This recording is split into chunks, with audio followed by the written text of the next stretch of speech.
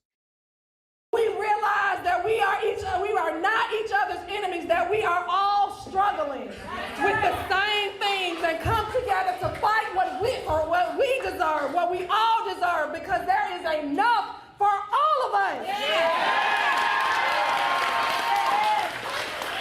Attention streamer. This is chat. You are no longer in control. Yep.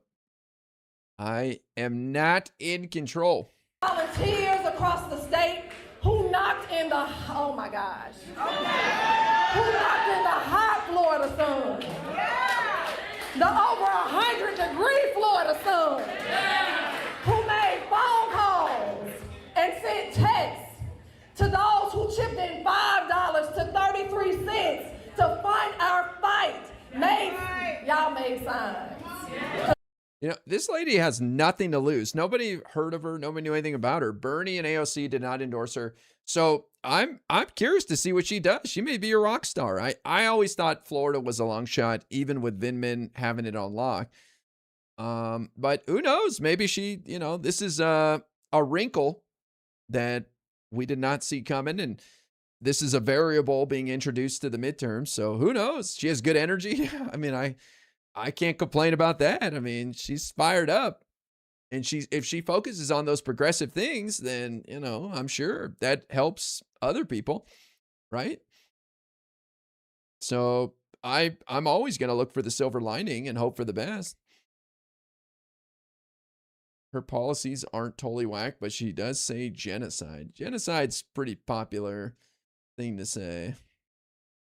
Y'all know we ran out of signs. Y'all started making signs. Use your social media platforms to amplify our fight. And y'all even came up to me on the street or honked at the Vanjie. Y'all know we put She's a lot giving of, me y'all Andrew know Gillum trauma, like something is waiting in the back lines to break that momentum. Ooh, I think that's pretty rare, what happened with Andrew Gillum. I hear you, though. But I think it's pretty rare for somebody to have those kind of problems. I'm sure she's fine. Your boundless optimism truly is enviable. What's the alternative? You know? What's the other option? We put a lot of miles on that van. Y'all know that's my personal van. And we put a whole lot of miles on that van. But your energy and your work are what propelled this campaign to victory. To my incredible campaign team, thank you. Feels a bit racist. How about that guy's comment? I could see it, you taking it like that. But I think the point is that there's a progressive candidate who comes out of nowhere and beats the moderates. And that happened in Florida with Andrew Gillum. He was the progressive that nobody thought had a chance of winning.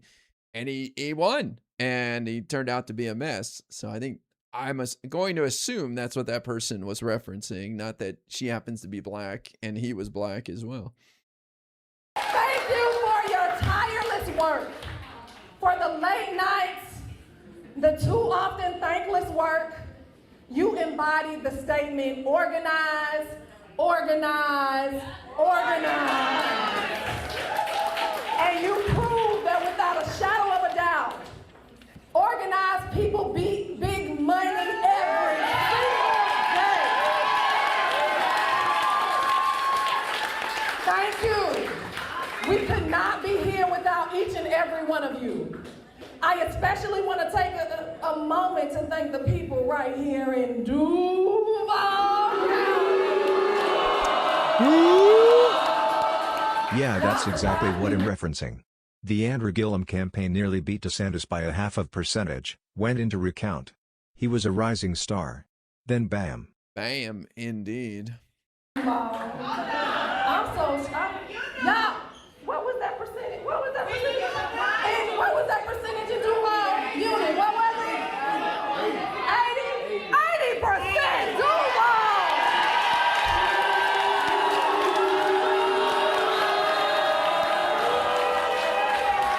Duval, you are the ones who supported me on day one. Got some spirit. This city and the people in it have raised me. You have shaped me and guided me into who I am today. Shout out to Moncrief. And to my family, to my mom, to my dad, to my big brother Tony, to my husband Jared, to my son JJ. JJ want me to say, don't he look fly? To my twins, Journey and Jordan, to Juice.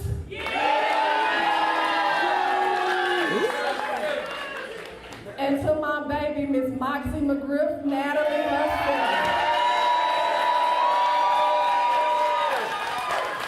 My first love.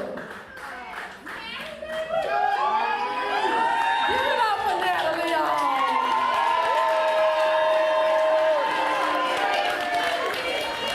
I just want to say that your love and support drove me each and every day. And I will continue to work to make this state, this country, and this world a better place because of each and every one of you all. I also want to take a moment to thank retired Lieutenant Colonel Alex Vindman. Okay. Alex has served our country with distinction.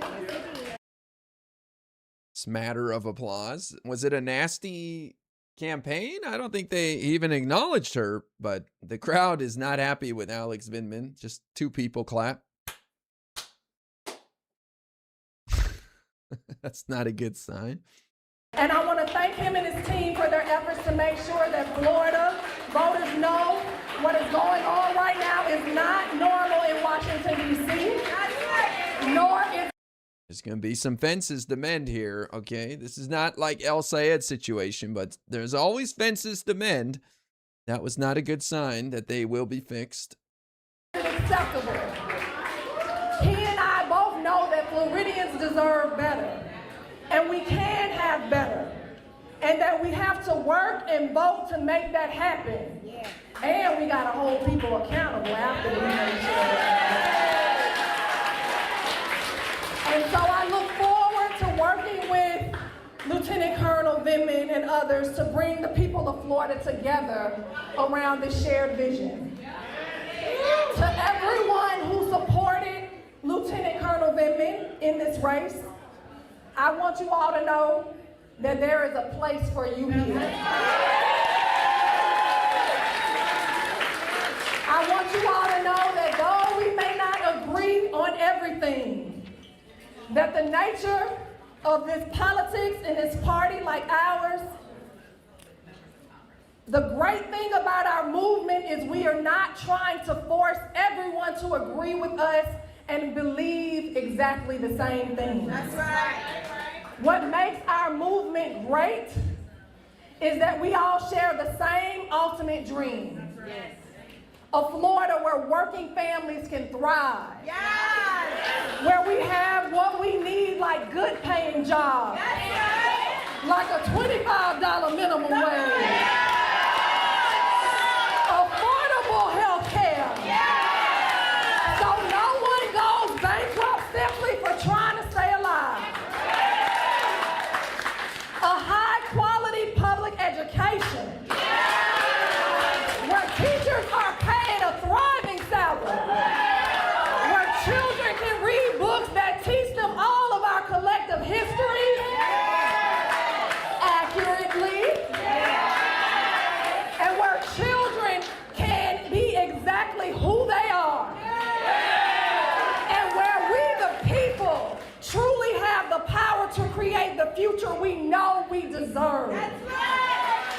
are strongest when we are united, and it's going to take all of us to win in November. So I look forward to hearing from you all. I look forward to hearing from you all, learning from you, and working alongside you all to make this state what we all love be a better place and more fair and affordable for us all.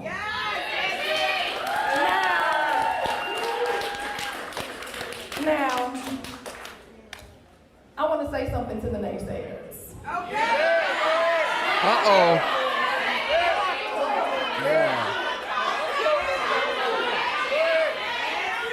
To the people who said that a working class black woman couldn't do this. Oh, no. Who said that? Who said it? That a union organizer from Jacksonville who refuses corporate PAC money couldn't do this. That we, the people, couldn't do this. Look at us now. Y'all, I want to thank one more person by name during this campaign. I lost a brother in the struggle. Yes. Alfonso Mayfield. A tireless champion for all working people, for all people. That's right. Alfonso passed in January, but he was a driving force behind this campaign from the very beginning. And even after he passed, his mantra anchored our campaign each and every day. Alfonso believed that hard-working people should get to shape what our communities look like and what our economies look like. That simple, profound idea has been at the center of this campaign from day one. It's the reality we are fighting for. It animates the new vision of America that we went to the polls to vote for. And it is why after tonight we are the Democratic nominee for the United States.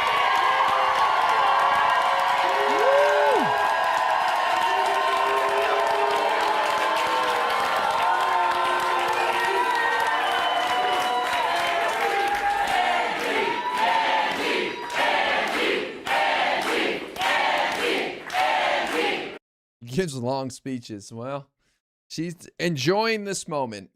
Probably knows she won't be given one of these in November, so might as well make the most of it, you know. And look, that's no shot at her. I don't think Alexander Vindman would be making a winning speech in November either. This was always a tough race.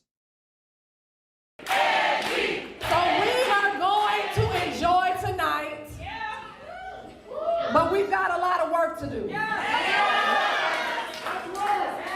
lot of work cut out for us. Ashley Moody and her billionaire donors are terrified of us.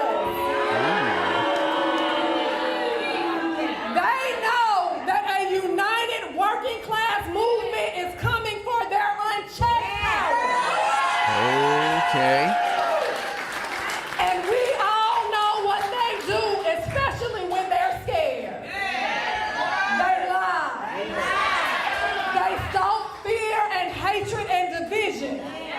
They make it personal. We know the attacks are coming. But guess what? I'm standing 10 toes down and we're going to fight back. Whoa! But that's what we do.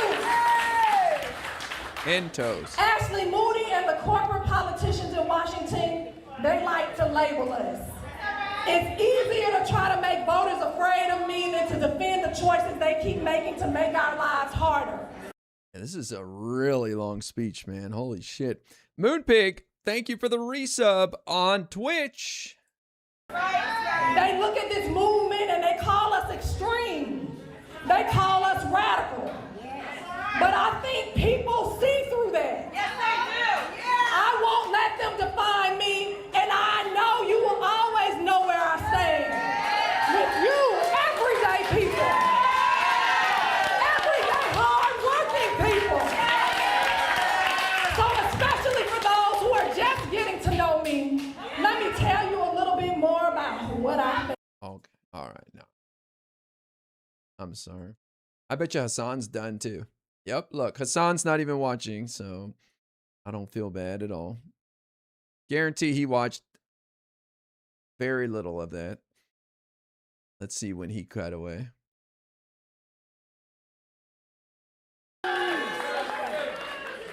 And to my baby, Miss Moxie McGriff, Natalie herself. Oh, he bailed way before me. My first love. Give it up for Natalie, y'all.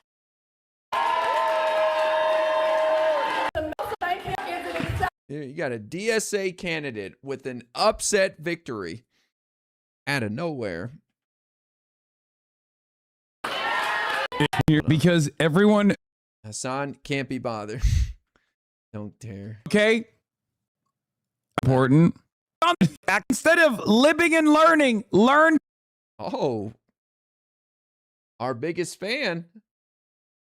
Wow. I didn't know he talks about us that much. Moskowitz, you are not even good at being a fucking libtard. What?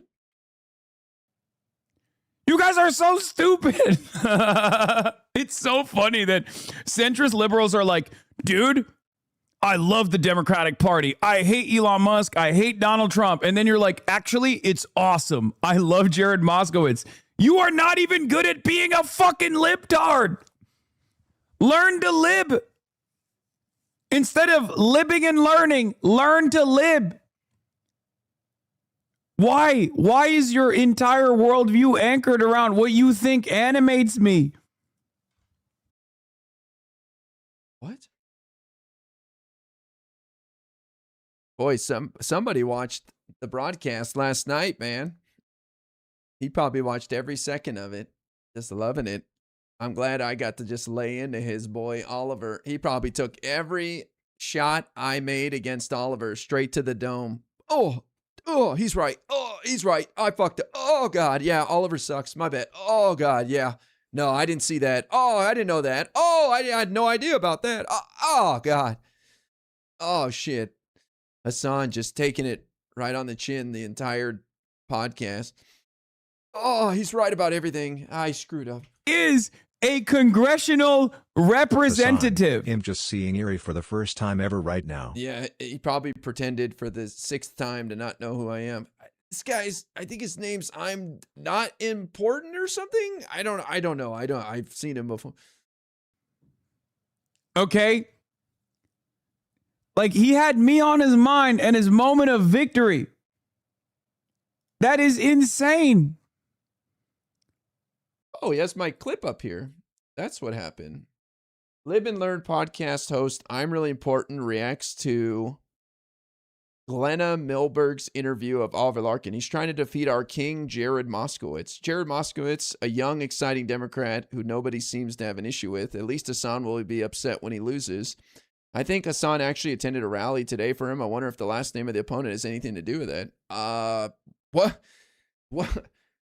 Where's the lie in any of that? Oh boy, I love that got Hassan worked up.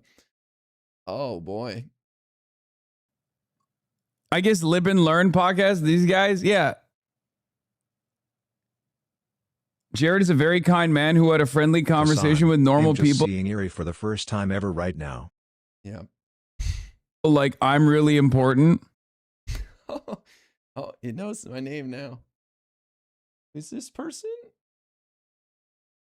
Oh, it says IRI, and he took the acronym and said my handle. Wow. Knows who I am, guys. Oh my God. He finally figured out who I am after the 6th time pretending he doesn't know who I am. Live and Learn podcast, these guys, yeah. Jared is a very kind man who had a friendly conversation with normal people. Like, I'm really important.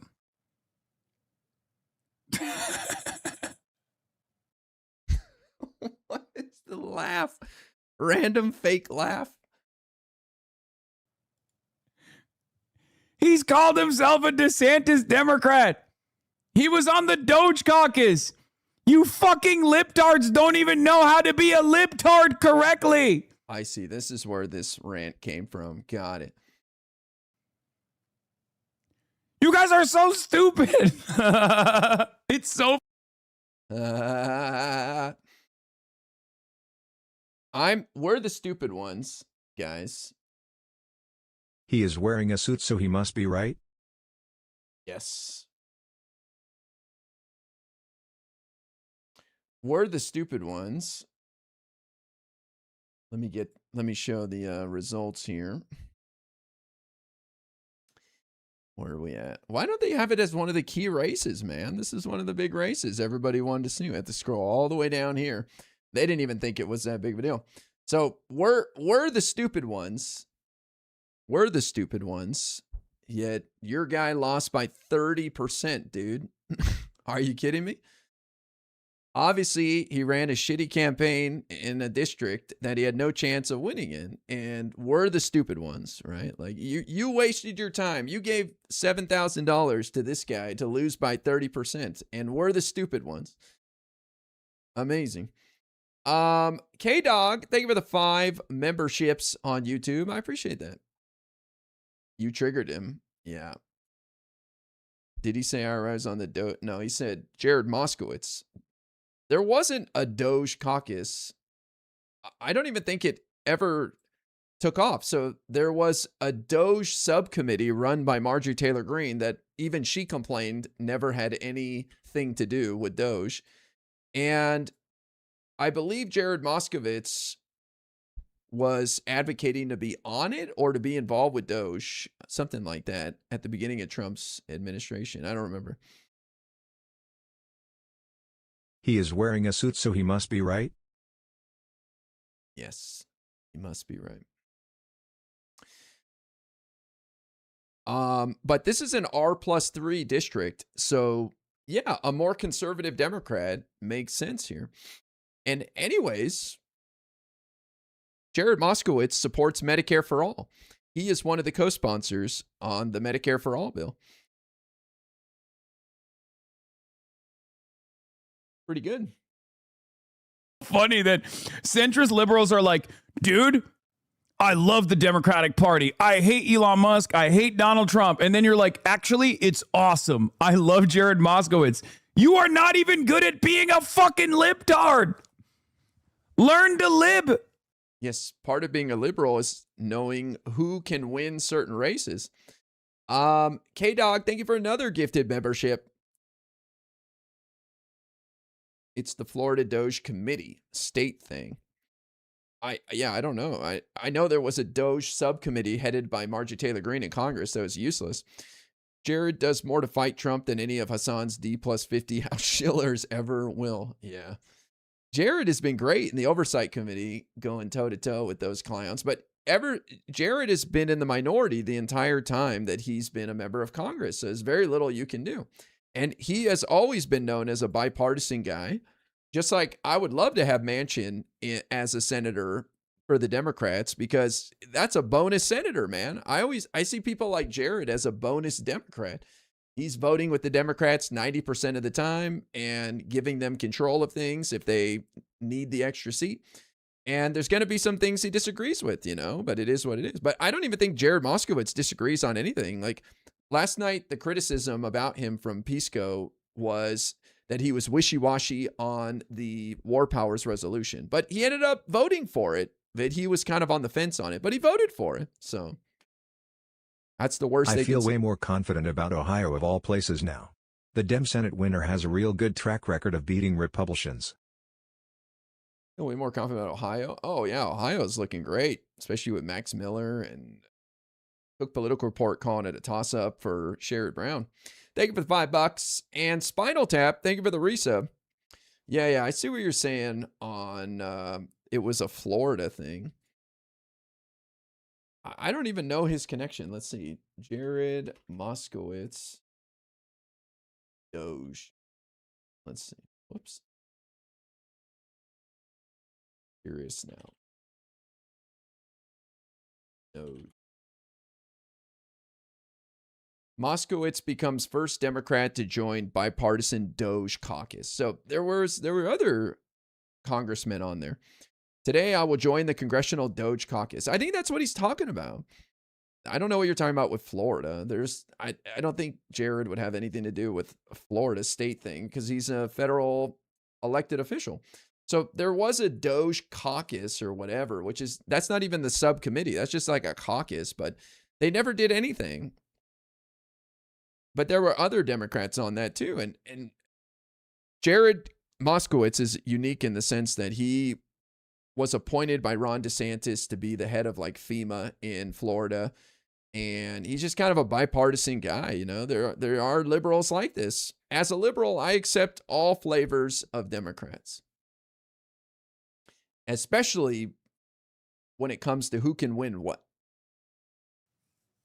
Instead of libbing and learning, learn to lib. Why? Why is your entire worldview anchored around what you think animates me? What? That part It makes no sense. I mean, I know you guys are like, oh, we got him to respond in a humorous manner. He's yelling, but deep down, he's laughing. But deep down inside, he must be so angry. He must be filled with rage. It's like, no, these were very tough races. That's the difference between you and I. You don't believe in anything. Oh. I believe in things. Of course. I see. There it is.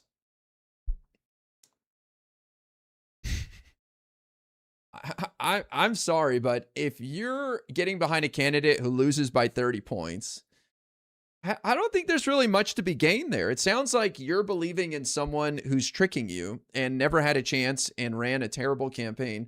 Like, if anything, Hassan is the one being tricked by these candidates for his platform and for his clout. He's being used by these people. Oliver Larpin was a user. He just used Hassan like he used their whole movement to gain attention, and he had no chance of winning in that district, and he didn't even run a campaign that could have ran in that district. So that's how you know he was a fraud, because he ran on Israel's committing a genocide in one of the most Jewish districts in the country. That's not a great strategy, man. Are there Jewish people that think it's a genocide? Sure. Absolutely. But is that a good strategy going into a not predominantly, but a highly Jewish district? Probably not. Most of those Jewish people probably don't resonate with that messaging. Probably not going to resonate with the people, you know. Doesn't mean that they approve of what's going on. Doesn't mean that they can't believe Netanyahu is a terrible person and running a terrible government and doing bad things and even committing war crimes. But that genocide word is very sensitive. Him pretending has not mad's funnier than being mad. Yeah, exactly. I'm not mad. I'm laughing. Of course, when you believe in things, sometimes you're going to lose, but it doesn't matter. Because all of those losses are still lessons at the end of the day. We're not going to stop. We're going to keep pushing. Between you and I haven't anchored my entire worldview around the resentment that I carry towards like a fucking content creator. You know what I mean? That's insane. Like if there was a point in my life where what animated me primarily was what I perceive is going to make a content creator that I don't like upset or happy, I would kill myself. Like, I actually would. I would be like, there's no more reason for me to live. This is a weird monologue. Number one, he's obsessed with Destiny, right? He talks about him all the time.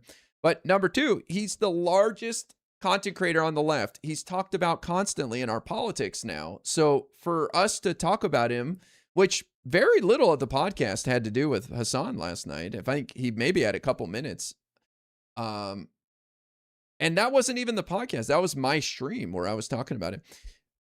I mean, what does he expect? People are going to talk about you when you're that popular and you're getting that much attention. Are we supposed to not do that? I don't get it. It's what he lives for. He wants that. I don't know. Who's obsessed with him? I would love for someone to break down how much I talk about Hassan. Anybody, they could do it very easily. somebody could take my VODs and put them through ChatGPT or whatever and analyze how often I say the word Hassan, it doesn't come up that often. He's not that interesting of a person in our politics. I mean, come on. There's a lot going on in this giant world of politics. And right now he's talked about a lot with El Sayed's race and some of these DSA races. But outside of that, we don't spend too much time on him, honestly. I mean, you guys can attest to that. How often we watch his videos. That before recently, boy, that was rare. But I don't know why he's upset that people are talking about him. He lives for this shit. I'm just gonna kill myself at that point. You know what I mean? Like, that's crazy. You're not living a life worth living if that's what you're doing. If that's like the only thing you care about. They like to label it. Yes. And so I think he's reacting to that caption in the clip that was on his screen that said, well, at least Hassan will be mad about him losing. That's just a joke. Like, as if I sit around thinking, oh boy, Hassan's going to be mad. I couldn't care less what Hassan does, how he reacts to things. If he's upset, happy, I don't care. It's a joke, if anything. I don't even know. I'd have to see the clip and see what I said. I do not think about Hassan. I've told you guys this a lot. When I'm not streaming, I genuinely don't think of it. I blocked his name on Twitter, so I never see any posts with his name. And I don't engage with this content. I don't go seeking it out. Dude's mad he's been used like a rag. Literally all projection. He's obsessed with his own perception. After midterms he knows he'll lose relevance. A boy can win. A boy can dream.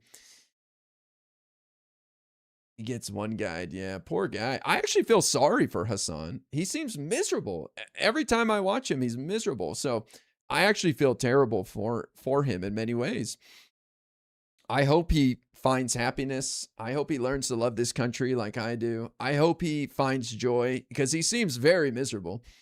I genuinely wish him happiness, and I hope he figures it out because he does not seem happy at all. He's got everything. He's got everything he could ask for: money, power, attention, women, whatever it is, he has it, and he still can't be happy. He's this miserable. So kind of sad. It's easier to try to make voters afraid of me than to defend the choices they keep making to make our lives harder. They look at this movement and they call us extreme. They call us radical. But I think 2 years ago, Oliver Larkin in that district would get nothing. Let them define me, and I know you will always know where I stand. You everyday people. Yeah. Hassan Piker endorsed candidate wins according to Rick Scott. So especially for those who are just getting to know he is a Hassan Piker Democrat. a little bit more about what I think. Wow. Fascinating stuff from Hassan there. Here's what my question would be to Hassan. Why did Bernie and AOC not endorse Angie Nixon? Why is that? Why did they not endorse her? Can't use the excuse that it's not a Senate race. It's not a race involving Congress. So why did they not endorse her?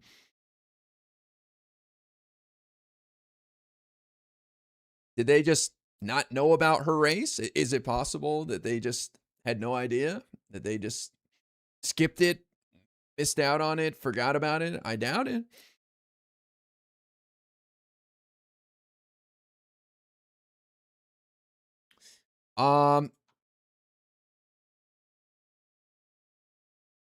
Hassan Piker Democrat. I have no idea what that's about. I don't know. Don't know what it even means by that. Well, oh, you know what would be I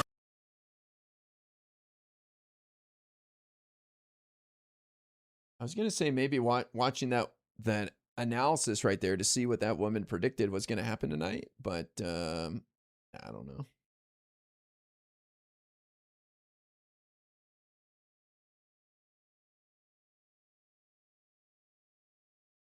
What's with these accounts clipping my channel and posting it? Am I that good for business? I guess I'm doing something right.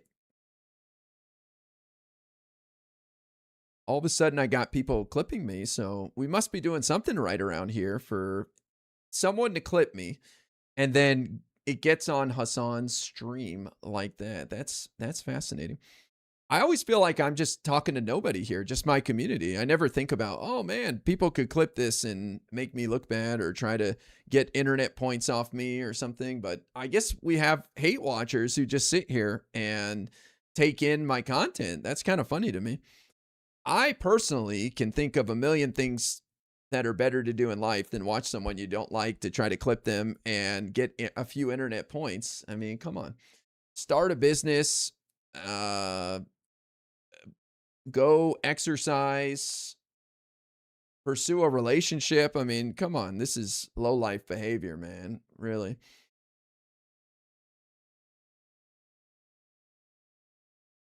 So random that somebody would sit there just fuming watching my stream. That's kind of, and you know they're probably enjoying what they're hearing. Oh, this guy, I hate this guy, but he does know what he's talking about, I swear. Yeah, he's such a liberal, such a stupid liberal, but man, smart guy though. Good looking guy too. Pretty funny. Gotta admit that. I hate to say that, but he's pretty funny. Well, I don't know what else to do here, guys. I want to try to fix my alerts, but fuck if I know where to begin on that, man. Oh my God, what a miserable situation. I'm going to have to put it in ChatGPT, see if ChatGPT can help me out. Just a moderate doesn't know how to live.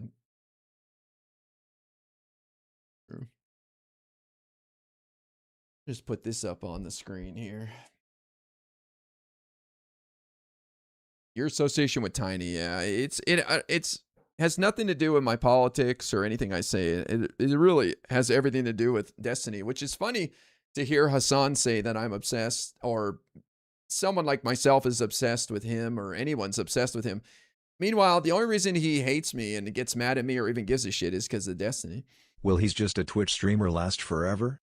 How many more primary campaign rally speeches before he's seen as more than that? Yeah, I think that's already off the table. Why is Claude so much better? I always see people talking about that. Why I have the $8 version of ChatGPT, and I think it's fine. I've never used Claude, but why do you guys think Claude is better than ChatGPT? It's more advanced. No, I will not be covering Wyoming. Who gives a shit about the reddest state in the union, man? What the fuck? I've seen you say that a few times. Like, why would I give a shit about Wyoming? Nothing's happening in Wyoming. Zero. It's Republican. Which Republican dipshit's winning? There's nothing of value to be gleaned from looking at Wyoming in any way. There's nothing happening there. I'm sorry. I'm sorry if you live there.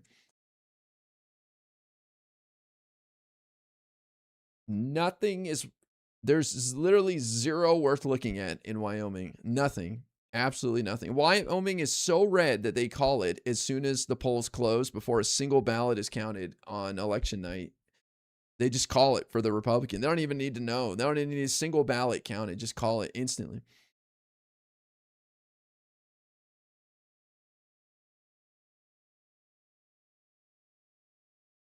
The DSA candidate is winning Wyoming? Hell yeah. Will he's just a Twitch streamer last forever? How many more primary campaign rally speeches before he's seen as more than that? I know that's a double, but I do think it's worth reiterating. I think he can't use that excuse anymore. He has influence now. He wants to be the leader of a movement. He sees himself as doing something beyond streaming. So I think it's well past that.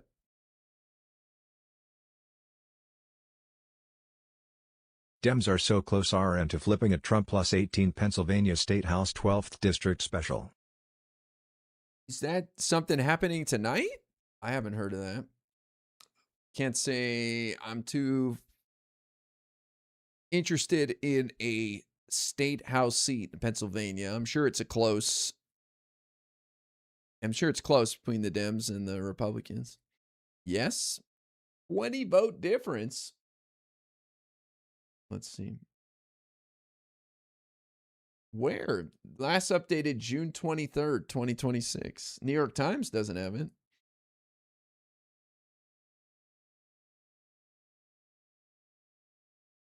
Some random little election, not even on New York Times' page.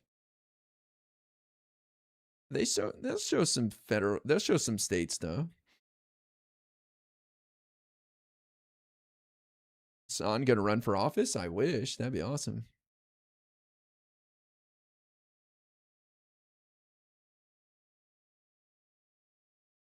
Let's see.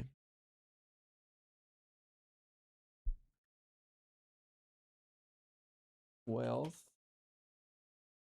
results. Oh, New York Times does have a page for it, but it's not there's no link off that.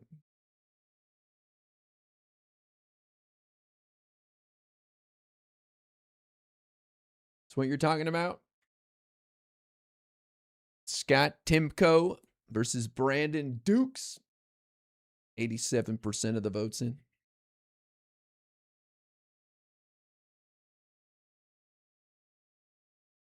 Now, do we expect to get the rest of the results here tonight? That's the question. Could be the morning by the time we get more results. Who knows?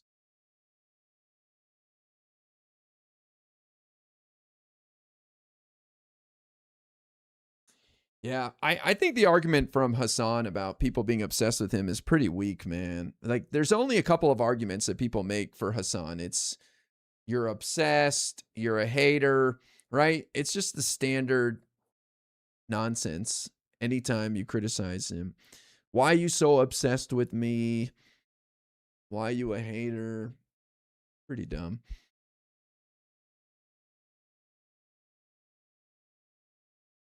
It's been going pretty fast. Well, what is the makeup of the Pennsylvania State House? Let's see. Party makeup, Pennsylvania. Last time Wyoming voted for a Democrat on the national ticket was in 1976. I don't think we'll be doing anything special in Wyoming anytime soon. Oh my God, K-Dog with the 10 gifted memberships. K-Dog's going crazy right now. And 5 more too. How many is that? Have you taken Yeller's crown yet? That's 15 more. My God. K-Dog popping off right now, hitting the 75 with that. Hell yeah.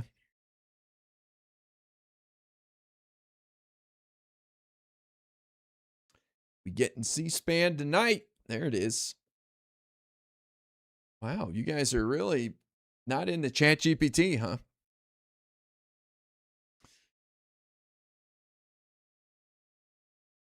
You piss off Hassan more, he'll give you a nickname. He already pretends he doesn't know who I am. That's the ultimate insult, according to Hassan. So, no, I think he'll just keep pretending he doesn't know who I am. But what was funny about that clip is the chatter wrote IRI, and he read it as I'm really important. So, I tell you, Hassan is the most tuned in, like, drama in this space, like online, like he knows everything. That dude probably lives on the subreddits, reading every single post on Destiny subreddit, every single comment. He knows everything. How would he know IRI means I'm really important? Like, he must have heard that a couple of times or something. So, no excuse for his nonsense, pretending he doesn't know who I am. ChatGPT is honestly fine, but to know the differences, you have to just try them all. Maybe I will try Claude in the future. Not tonight, but I just got used to using ChatGPT recently. I just signed up like 2 months ago for the pro version. I haven't been using it until very recently. I really did barely anything on them. People hate on Sam Altman for good reason. Fair. Sam Altman, green turnover records to Trump. Anthropic fought back. Yeah, I don't know. I don't know the politics. I've heard, but I figure they're all just Trump D-riders, and they all will give him whatever he wants for power and access anyways. Jay Coles, thank you for becoming a member on YouTube. ChatGPT has some Keynote research functionality at the 200 tier. Wow. I just figured all of the AI companies are Trump D-riders, and there's no difference between any of them. I mean, it's tough to be an AI company right now fighting for position in this like nascent industry, and you want to be one of the leaders, and to, you know, be fighting Trump that's not good for business right now. You know what I mean? Like, he's not going anywhere, and he controls a lot of your success, and he can give it to one of your competitors. So I do know that there was a dust up with how the military was using Anthropic's product, if it was Claude or whatever it was, but I just figured they gave in eventually. Do I think the AI tech bubble is real? I don't think so. I think we don't even know what AI is going to do to change our lives. Like, it hasn't really done anything yet to help everybody, but it's coming. Reporting in from Alaska. Just put my vote in for Mary Peltola. Let's flip this seat in November. Wow, that's cool. That's a great vote. I think she's got a chance. I mean, Cook Political Report puts it at a toss-up. And she's won statewide before when she represented Alaska in Congress or in the House. So should be interesting. Top 4 advance to the general, and then they do ranked choice voting, which is great for her.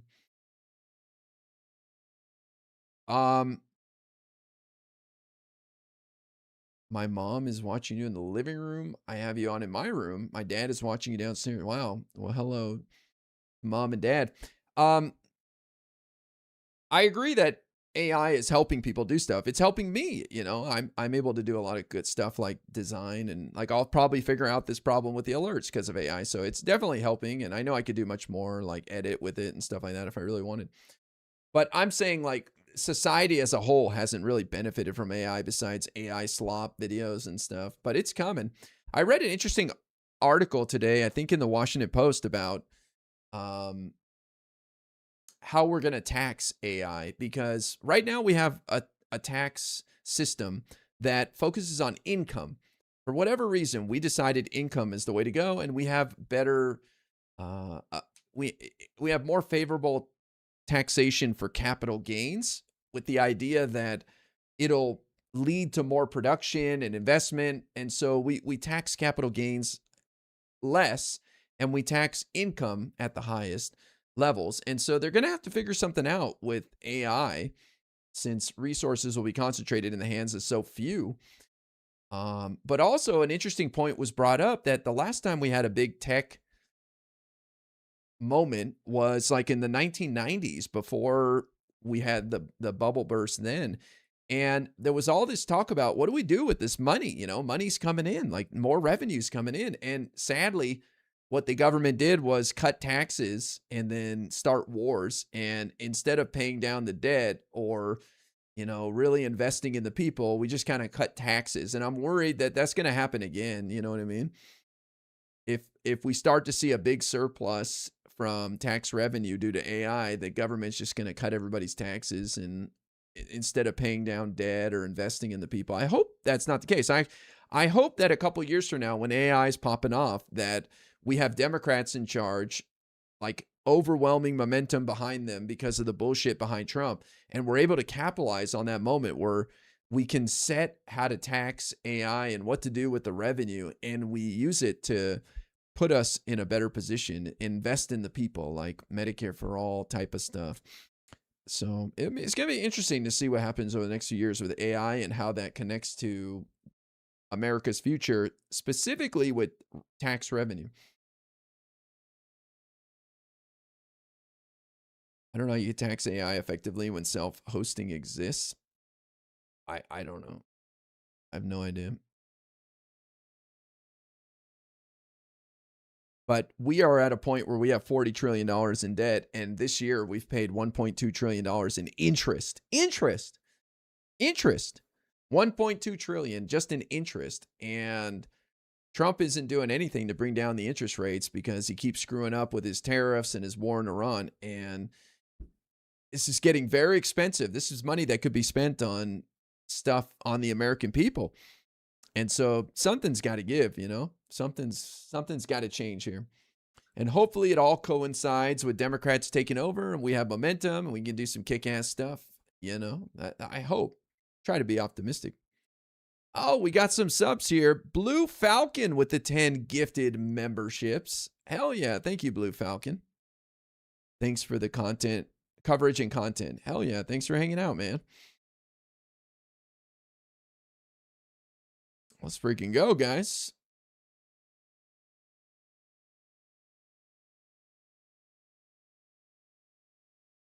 All right.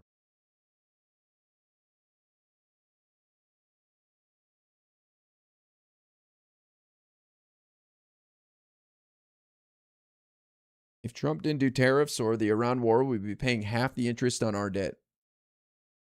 I don't know about half, but the Federal Reserve would have definitely dropped the interest rates a few times by now, right? They did it 3 times at the end of 2024. And as soon as Trump got in there, they had to stop because he screwed it all up. And that's the way it's been ever since. In fact, they probably raise it in September, I believe is their next meeting. They probably have to raise the rates because of his bullshit. No for sin. No for sin. Thank you for becoming a member on YouTube. I appreciate it.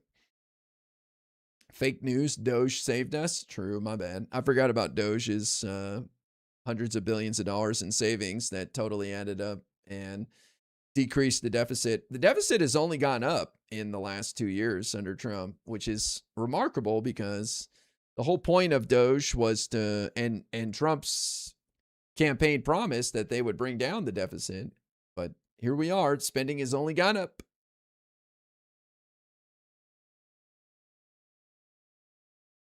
Wow.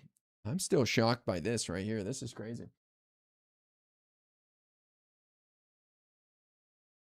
Florida. Are we watching Fishback? I don't know what's to watch. That race is over. He got 10.5% of the vote. He came in third behind a guy I never even heard of, Jay Collins.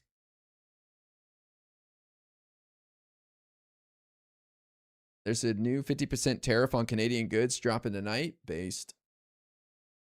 Surely that'll help Americans afford life.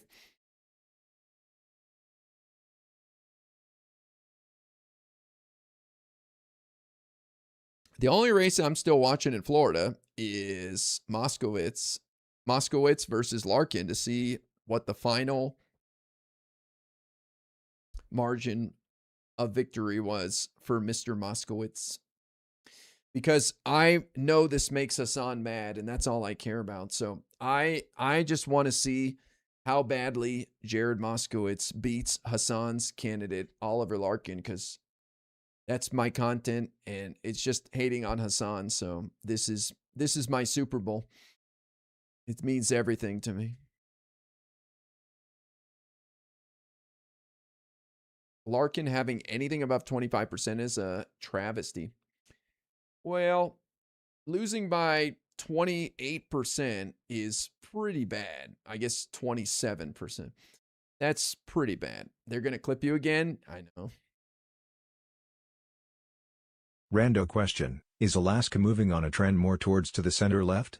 Weren't there a few Dems that won some congressional upsets? No. So Alaska has 1 seat. That's the bare minimum you can have. They have 1 statewide seat, just like Vermont.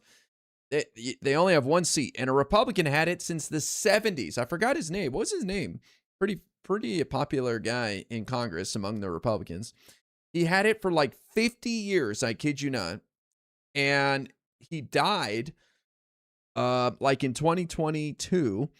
Don Young. Yes, thank you. So this guy had the seat for like 50 years, the single Alaska seat in the House. And Mary Patola, bless her soul, ran and was able to win. And she had the seat for, I think, 4 years, 2 or 4 years. I don't remember.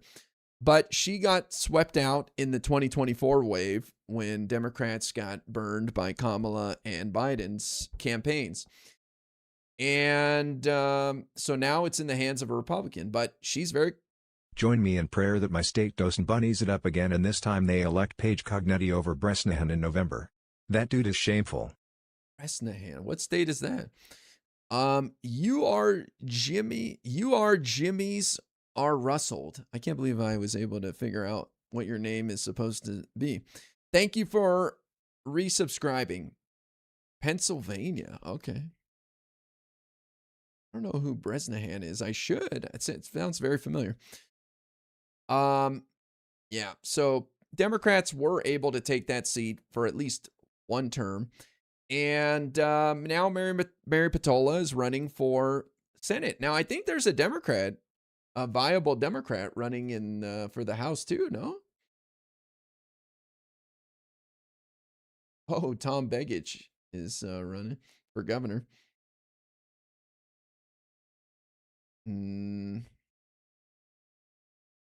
there's some Democrats here. So there's a bunch of candidates. So the way Alaska's elections work is very weird, very strange. The primary is open. It's a jungle primary where the top 4 advance. And then in November, they'll have ranked choice voting for those 4 candidates, and you pick your candidates 1, 2, 3, 4.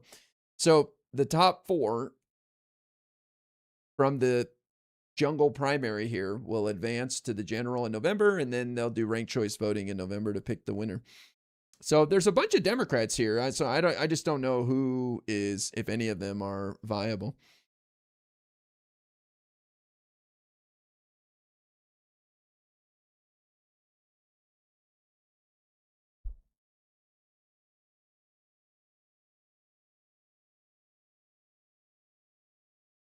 All right, you got to use the restroom again. Then we'll do some C-SPAN.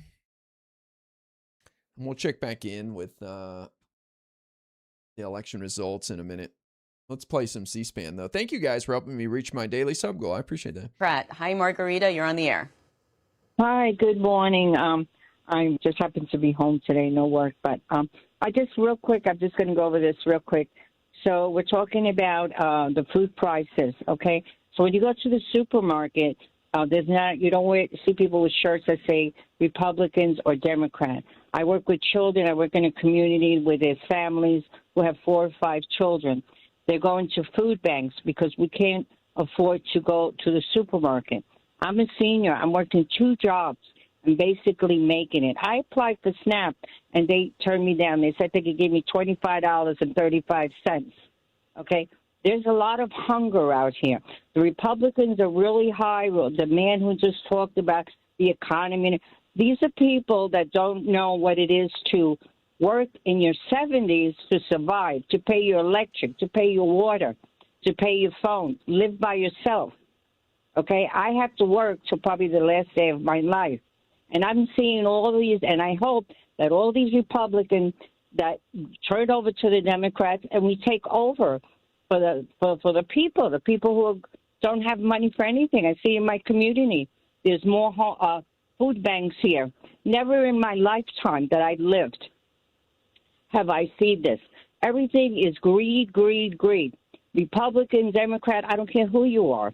Okay, when you go to the supermarket and you have to pay $17 for a little piece of meat, I haven't had a piece of meat in a long time. You know why? Because I'm not going to spend $20-something for a steak that looks like it's been really bad. So Margarita, recently have you had to change kind of how you're shopping for groceries, what you're eating, how much you're eating?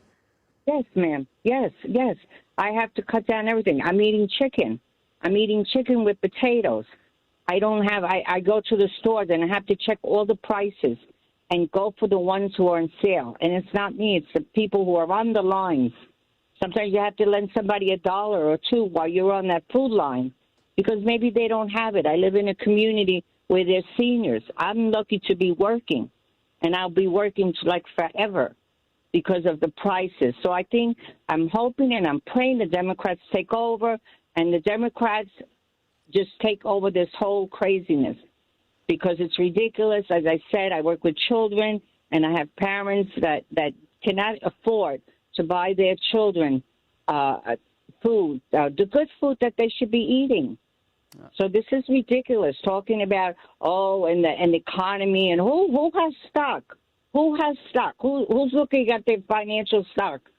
I don't have any stock. If I did, but I don't have it anymore because I have to pay everything else. So I really pray and hope that the Democrats, Republican, when you go on the food line, we got that.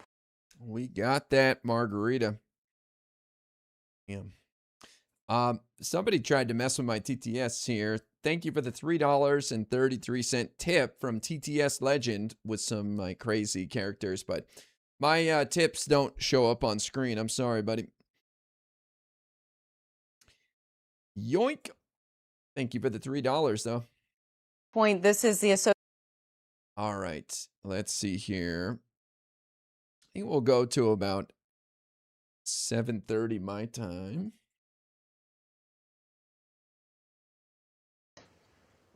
Let's talk to Joseph next in St. Albans, Vermont, Republican. Good morning.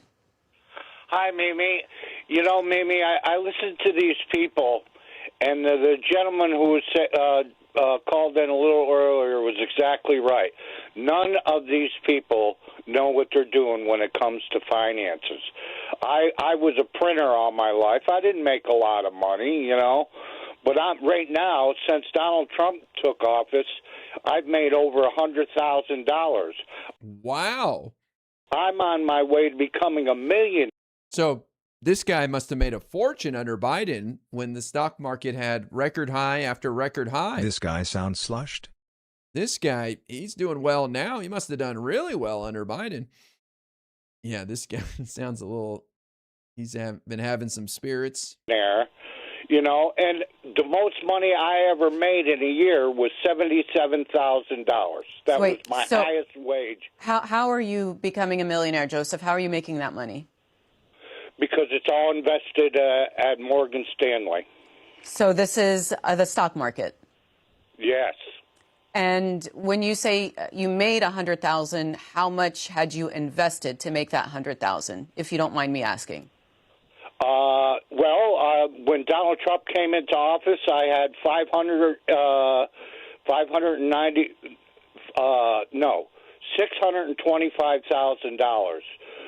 Now I've got in the stock market, $625K. Yes. Okay. No, actually, it wasn't 625. It was 595, somewhere in that range. And my last statement, it was $670,000. Okay. Wait. That doesn't even seem like that good of a return. The stock market has had like double-digit returns the last 3. This will be, I think, 3 years in a row. This guy's underperforming. Yeah. Wait, what? I think he's getting robbed.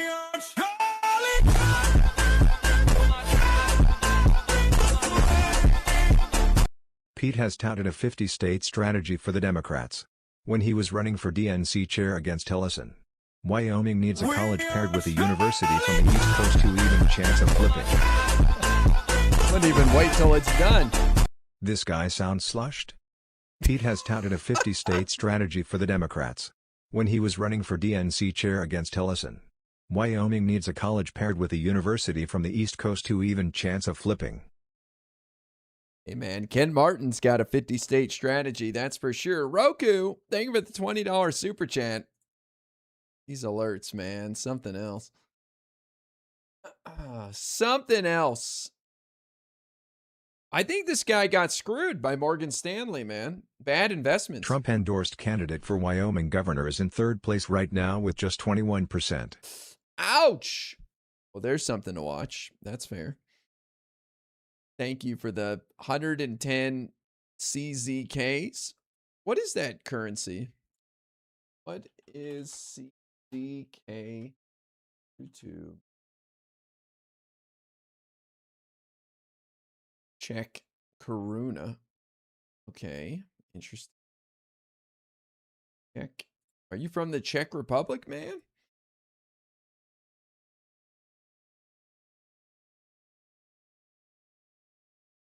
That's $5.27. Hell yeah.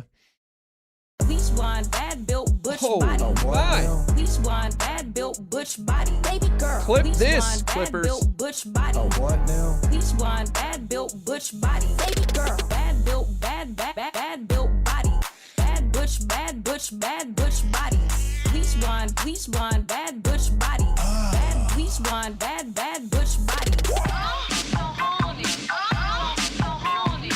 I pledge allegiance to the flag of the United States of America, and to the republic for which it stands, one nation under God, indivisible, with liberty and justice for all. What now? Bleach blonde, bad built butch The body. Pledge Baby remix. girl. Bleach blonde, bad built butch body. What now? Bleach blonde, bad Run built it again. butch body. Baby girl. Bad built, bad built body. Bad butch body. Bleach blonde, bad butch body. Bad bleach blonde, bad butch body. I pledge allegiance to the flag of the United States of America, and to the republic for which it stands, one nation under God, indivisible, with liberty and justice for all. Yeller with the big 100. Oh my God. I liked how it started playing that song with the Pledge of Allegiance going on. It was kind of popping. Thank you. That is huge. I'm going to try an experiment. I'm going to close the YouTube chat window so it doesn't appear on the screen. So YouTubers, you should not be appearing on the screen for a little bit, I think. Nope, that didn't work. Actually, I'm going to close all the chats for a minute. See what happens there. Now, the next time we get a super chat, this will tell me if it's that program that's showing the chat on the screen. I want to eliminate that. So I'm going to sit here for a little bit. Hopefully somebody will super chat something eventually. Oh, there we got one. I pledge allegiance to the bleach blonde bad-built butch body. Okay, now let's see if it repeats it. I can at least eliminate one thing.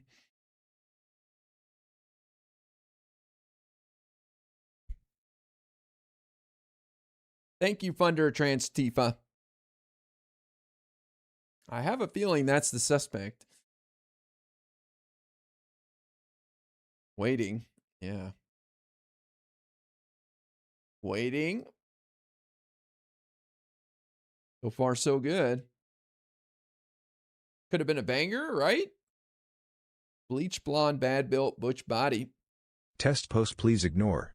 With the Pledge of Allegiance. W Chill. Thank you for the $2. So far, so good. I think that program's screwing me.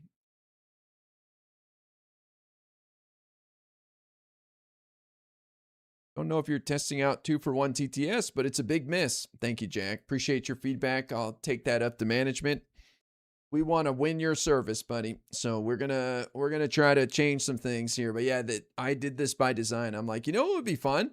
If all my alerts played twice. I know you think you can run. You're scared to leave on the run. I just can't let you go.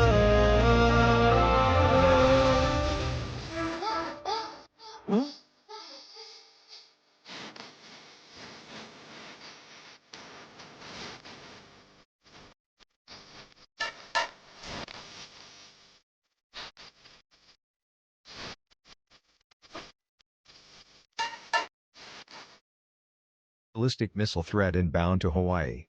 Seek immediate shelter. This is not a drill. Oh. Bye-bye, Hawaii. Thank you, Yeller, for the 50. I think I figured it out.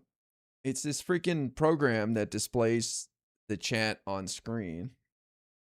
So now what do I do? Okay. Let me see if I load it.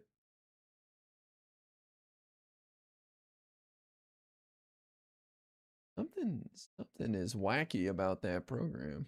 I know you think you can run. Scared everything on the run. It all starts I just playing. can't you run.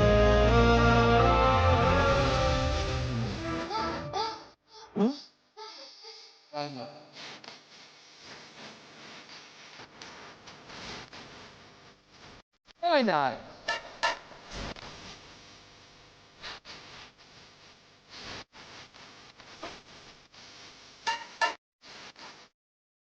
Guest post please ignore. Ballistic missile threat inbound to Hawaii. Seek immediate shelter. This is not a drill. As soon as I opened it, it started going crazy again. Okay, all right, well, I think we found the culprit. Hey, dog, thank you for another gift membership. Amazing. I denounce Nazis. Yeah, I see what you did there. All right. Well, I think at least now I can figure it out. Send me $50 next time an Amber Alert happens. That was no Amber Alert, but yeah, point taken. But see, now I can't have you guys your chat.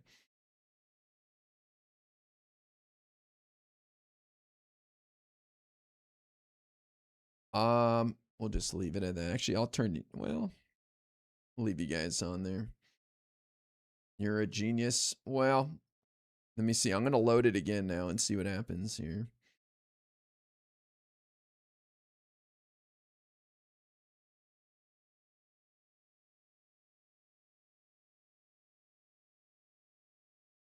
This will be a fun one for ChatGPT to figure out. Mute the program. You know, it's a good question. Like,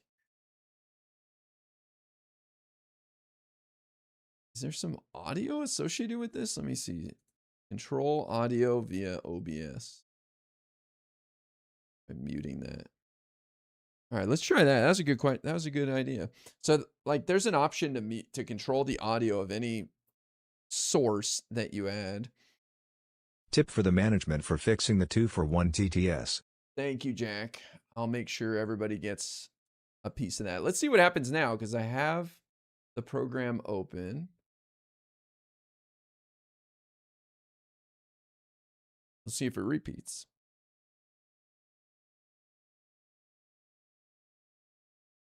Problems are so annoying.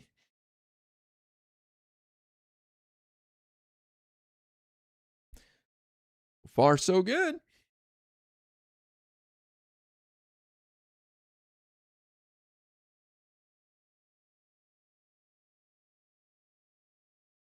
Boy. I don't know if there's a way to mute a program in Windows though. Like not all things have like a window, like an option to mute it in Windows. I don't know how that works. Like, are you talking about like right clicking on the volume mixer and then muting it there?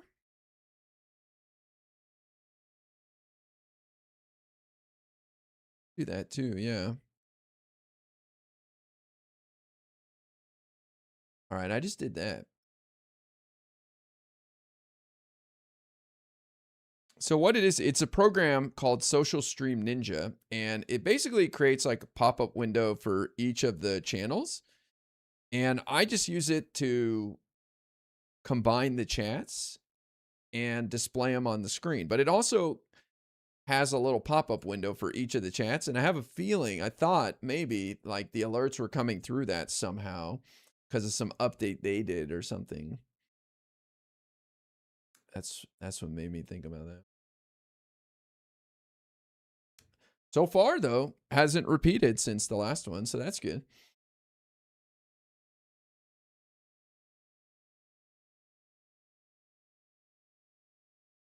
Window capture is always option. I don't mess with the volume settings like that, where you change the volume for different things on your computer. I don't really mess with that too much, so I didn't even think of that. It's a good suggestion.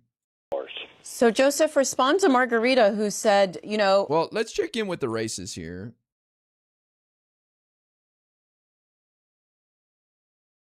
So, not much has changed with Jared Moskowitz's race.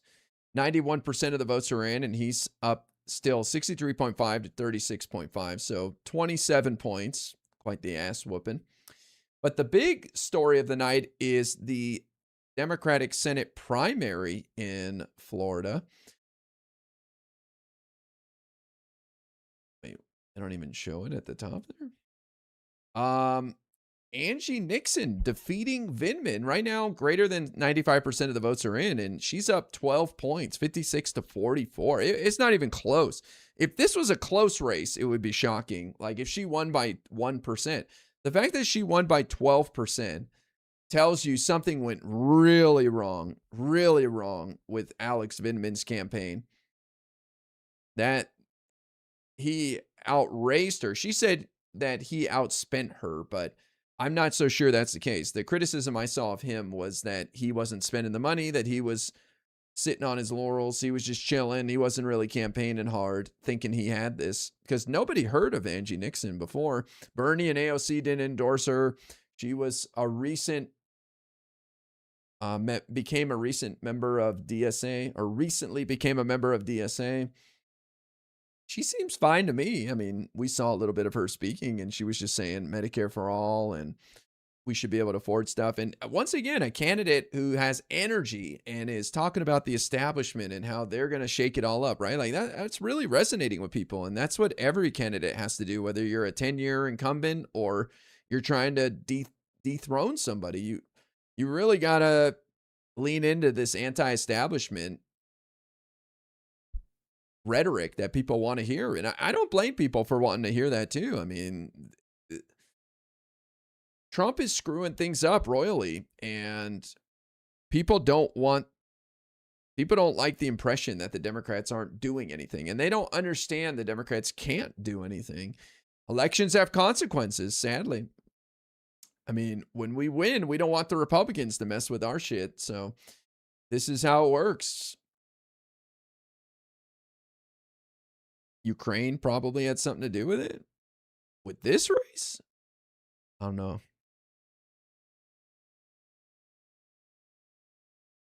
This is going to be the big story tomorrow, though. Like, what happened here? What's the explanation? I mean, this was a huge upset. I'm not upset or anything, because for me, Florida was a long shot. And if Vindman would have won, I don't think we'd be any closer to winning this race. So it doesn't really matter to me who the nominee is. It's wild to see Vindman go down so badly. I mean, the guy's a hero for what he did in Trump's first impeachment, but I guess he just ran a shitty campaign. And kudos to this Angie Nixon woman for capitalizing on that. And she seems energized, and I try to look at the positive. So I'm hope her energy resonates with people and helps. My concern is the down ballot candidates could be harmed by people being turned off by DSA in a red state like Florida. Let's see. So we had 1.25 million people voting in our primary, which wasn't competitive. And the Republicans had 1.6, and that wasn't competitive. That was less competitive. So that's a concern. Look how many more people came out for the Republican Senate nominee, who is an incumbent who did not have a serious challenger. She got 1.6 million people. We got 1.2. Now, you could say that's because Vindman ran such a shitty campaign that it depressed turnout. People they weren't motivated, they weren't excited. So maybe she can get people a little more excited. I don't know. You're going to have to carry the optimism for me on this one. Well, there still are races we want to win in Florida. Like, there are some swing districts like Jared Moskowitz's that it's an R+3. And so we want people to still be motivated to come out and vote. We don't want to just give up that low-hanging fruit to the Republicans.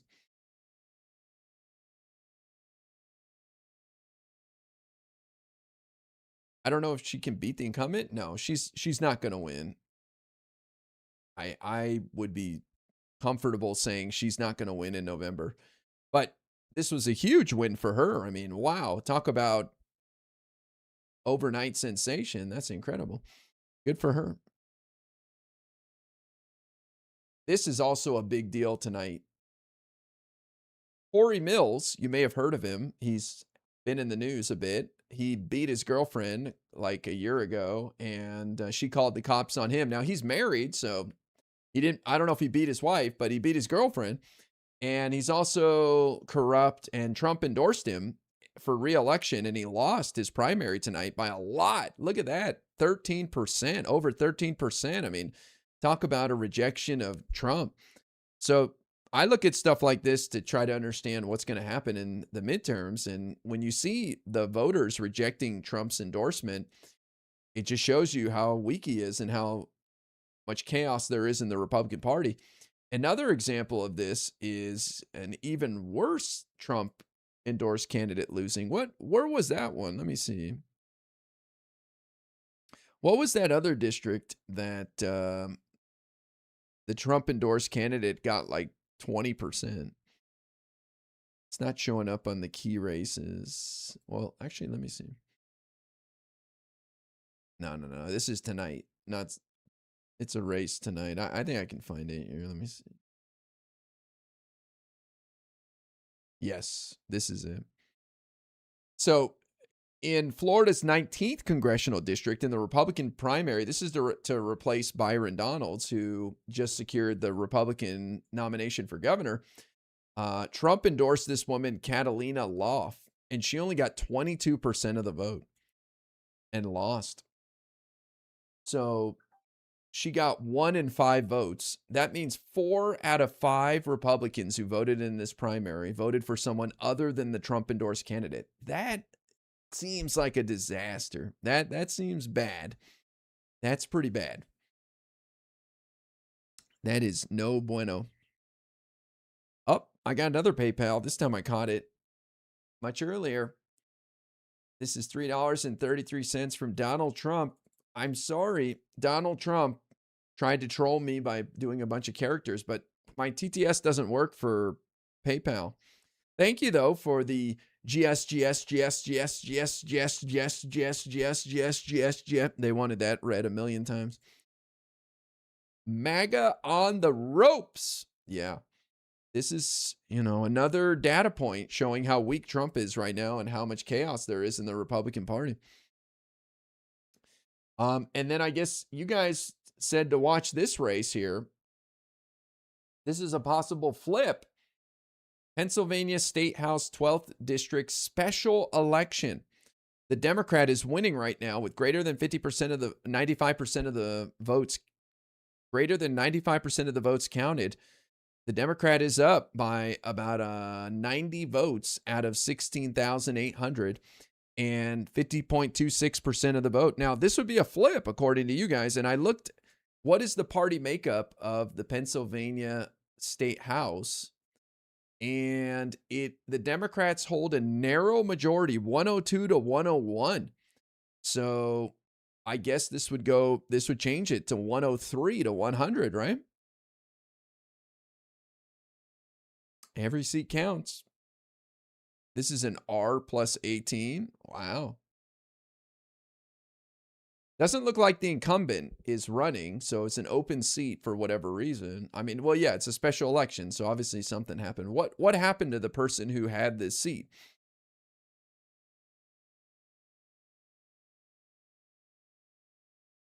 This district is where Butler is. Oh, wow. Trump almost lost his life. That's crazy. They're not calling this yet, though. Too close to call. Let me see. What happened? 12th District. Pennsylvania 12th District. What's going on there?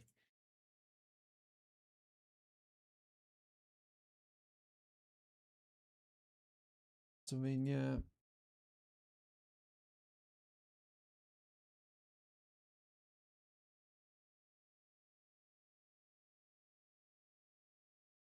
Vacant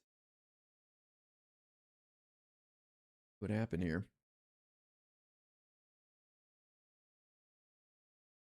So whoever wins this, it says in this article, will only be filling out the last few weeks of the Republican Stephanie Skyalaba's term after she cut her time short. What did she do? She just gave up? She said, step down from office. She's resigning on March 31st in part to focus on her family. Oh, we know how that goes. So the woman who had this quit to go focus on her family. Okay. Political observers are looking to the race as a bellwether for midterm elections well beyond District 12. Republicans have held this seat for more than 3 decades, but the Republicans' departure temporarily boosted Democrats' House majority from 1 seat to 2. As polls reflect frustration with President Trump, Democrats hope to preserve that edge through the fall with Dukes, a construction loan administrator who faced no Democratic challenger in May.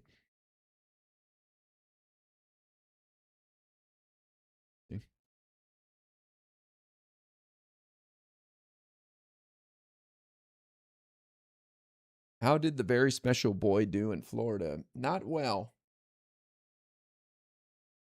Not well. It was not his night. Bernie knows Angie Nixon now, congratulating her almost 45 minutes ago. Wow. Just found out who she is. You probably maybe called her the wrong name. Angie Dixon? Angie Dixon.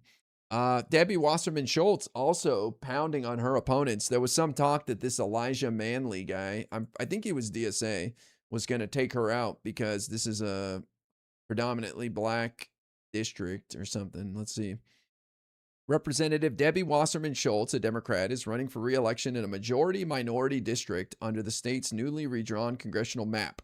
She is white, and her decision has stoked tensions with some black Democrats.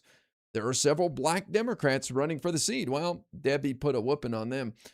45.4% of the vote to win it tonight. Less than half, though. She got some fences to mend. Better get her toolkit. Start working on that.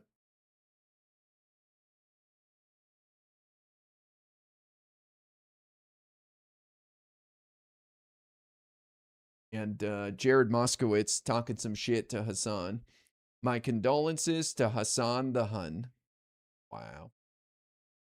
Get wrecked. Hassan donated the max 7,000 to his challenger, Oliver Larkin. And that did not work out. Where is that one?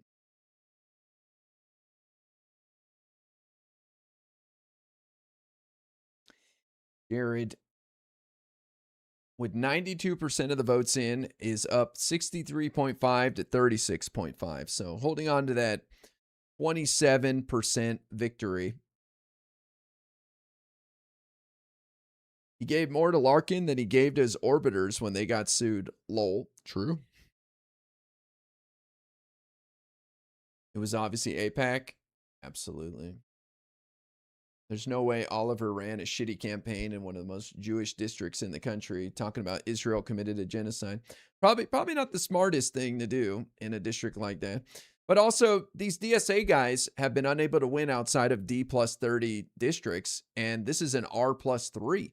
So a DSA type of candidate never had a chance in this kind of district.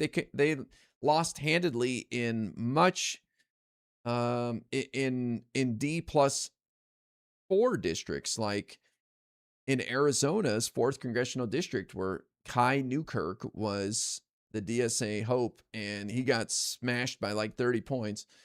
That was like D+4. This is an R+3. And this was always a pipe dream, but I don't think Oliver was actually running to win. He was running for attention, which is a lot of people do that.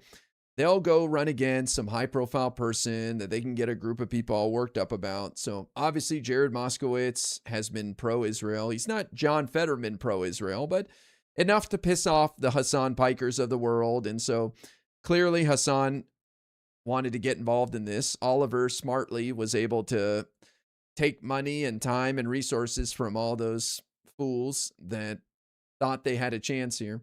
And Hassan coped by saying, well, this guy wouldn't have gotten 36% 2 years ago, so this is a step forward in the right direction, and we'll build on this. Okay. Well, here's my thoughts. Maybe the money donated to this guy and the resources given to him would have been better spent somewhere else, you know? Just maybe. Just maybe. You see Hassan respond to Moskowitz that why is he attacking an Israel opponent? I have no idea what you're talking about.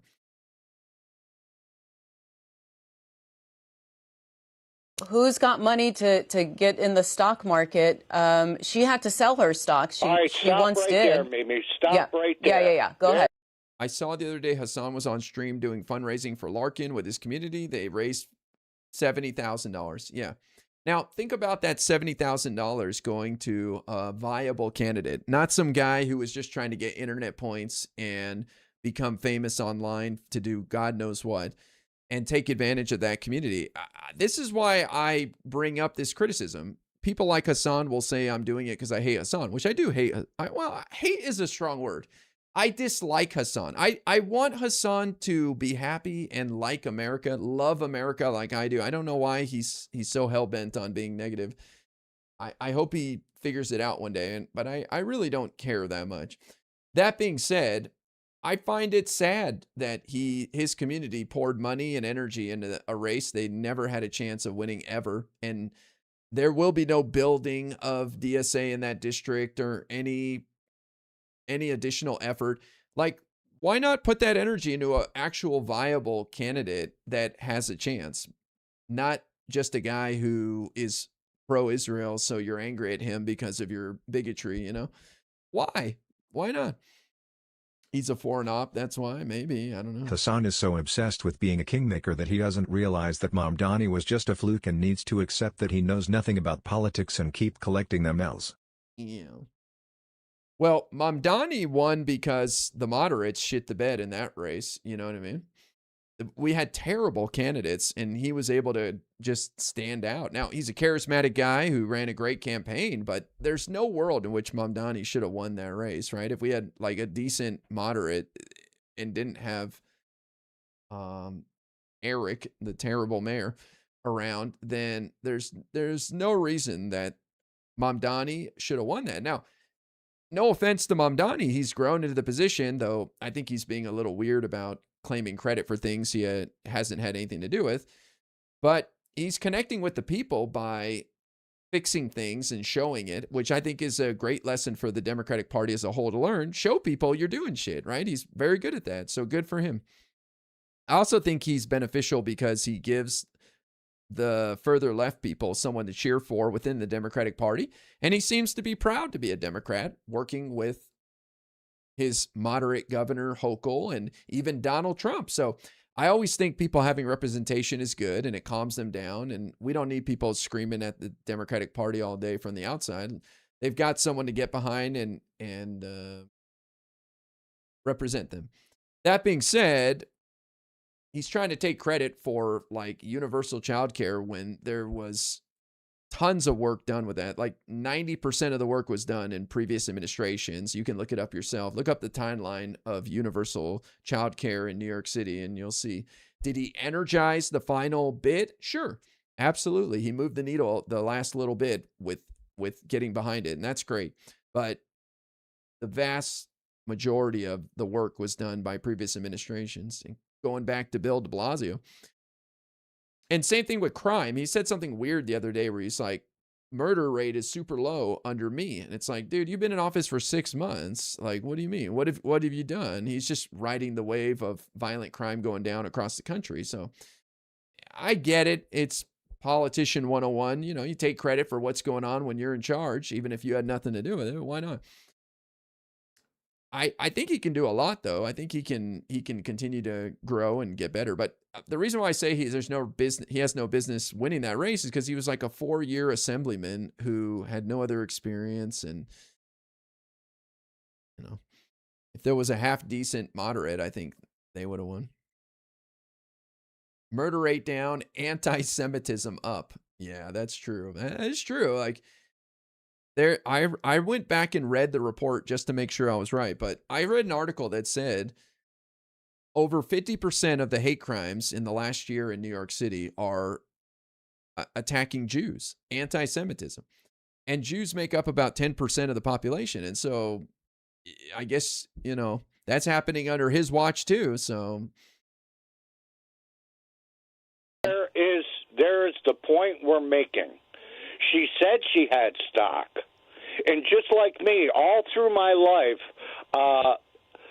I had opportunities to go into that stock money and take it out to go to Vegas, buy a Camaro, do whatever I wanted to. Bro, you're not buying a Camaro with your portfolio going up $50,000, which again, I think this guy's got bad investments at Morgan Stanley. He said he had like 595,000, and in the last year and a half, he's up to 650,000 or something. That's not good. Like the S&P 500 on average returns 10%. And the last few years, stock market's been doing crazy numbers, like 15% a year. So this guy should be up way more than that. Isn't Islamophobia up as well? Are you trying to argue that we should talk about that? We can't just talk about anti-Semitism being up. We have to bring up Islamophobia's up too. Well, my point is that the majority of hate crimes in New York City are against Jewish people in the last year, and Jews only make up 10% of the population. So that's the point. But why do we need to bring up other hate crimes? I don't get it. To do. But Joseph, in fairness, she wasn't taking it out. At least this is what she's telling us, to go to Vegas or buy a Camaro. I had to take it out. She had to do that to pay for her day-to-day living expenses. Well, that's the other thing too. These people don't realize you got to budget yourself now. If you don't have what I have, you got to really cut yourself back. You know what's another thing I want to say, Mimi? Yeah, I want to hear this guy's numbers again, because that blew my mind, what he said. Just like me, all through my life, I had opportunities to go into that stock money and take it out to. Had to sell her stock. She got money. Okay. No, actually, it wasn't 625. It was 595, somewhere in that range, and my last statement, it was $670,000. Okay, so he claims he went from 595 to 670,000 since Trump took office. I think, let me see. I'm just curious for my own sake. S&P 500 percentage increase since January 2025. S&P 500 has increased by approximately 30% since January 2025. Wow. So 31%. 595,000. So he should have 773,000 if he was just in an S&P 500 fund, and he claimed he had 690 or something. So I think he's getting screwed. He got some shitty investments, bro. Poor guy. Should have been on Polymarket. Nah, I should probably take away his investments from whoever's running it for him. It's about 16%. Yeah, that's not great. In this, with the stock market doing what it's doing now, right? So just I had to take it out. She had to do that to pay for her day-to-day living expenses. Could be overexposed to bonds. Yeah, probably. He probably, at his age, probably should have like 50% bonds, right? Well, maybe. Well, that's the other thing too. These people don't realize you got to budget yourself now. If you don't have what I have, you got to really cut yourself back. You know what's another thing I want to say, Mimi? I like to go out since I'm retired now, I like to go out in the afternoon and sit in the pub and be with my friends and lift a glass And right next to the pub where I go is a homeless shelter. And I watch the parade all day. I go out on the deck to have a cigarette. I'm sitting there sipping my Grey Goose and my Switchback beer, and I see these people parade by, and they come over to me and try to bum cigarettes off me. I give them to them sometimes, the especially pitiful ones. But these are all people in their 25s, their 30s. They've got nothing. They have apps, and why don't they have anything? Because they won't get a job, and it's. That's it. That's all it is, man. It's really nothing else. They won't get a job. They refuse to work. Pitiful. And the other thing is, if you do have a job, even if you're putting away $5 a week, you're still putting something away. You got to do it. That's the way it has to be done. If you're going to rely on Social Security, and then when you get to Social Security, you're getting $825 a month, you ain't going to make it. You're not going to make it. Well, that's not bad advice. I don't know if putting away $5 a week is going to do anything, but it does build a habit and a behavior, which is good. Not bad advice. I could go without the first half, though. Pretty idiotic to think people don't want to work. Everybody wants to work and make money and live a decent life. Nobody wants to be on the street. Come on. All right, Joseph. And this is what Kevin has. Loud. Skip ahead here. Washington, D.C. on the Independent line. Good morning. Hey, good morning. Okay, the name is Lester. First of all, not everybody plays the stock market. Yeah, something like 40% of Americans do not own any stock. All right, and I question some of these folks, particularly Vermont and Alaska. Not everybody has that can even come up with the money to play the risky game of the stock market. Second, not all politicians lie. Period. There are those politicians who are demanding a fundamental change as it relates to capitalism. All right. When I say fundamental change, so I mean, how are you doing financially, Lester? Talk about better or worse off. I'm doing. I'm on a fixed income like a lot of Americans. I'm retired and I'm struggling, but I manage my budget. But what I want to assert here is those folks who are calling in from Vermont, Alaska, talking about the stock market, come on. Please be real. Not everybody has that choice.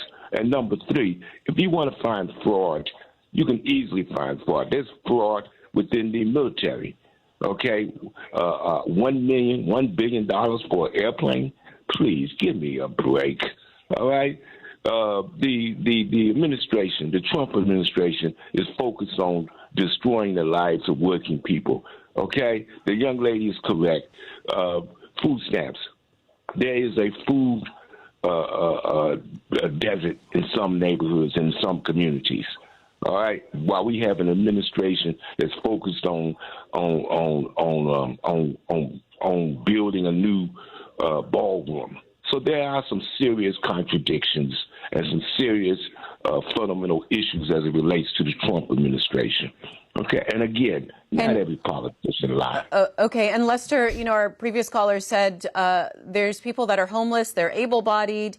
It's just that they're not willing to go get a job. What do you say to that? See, that's that mentality of pull yourself up to the bootstrap.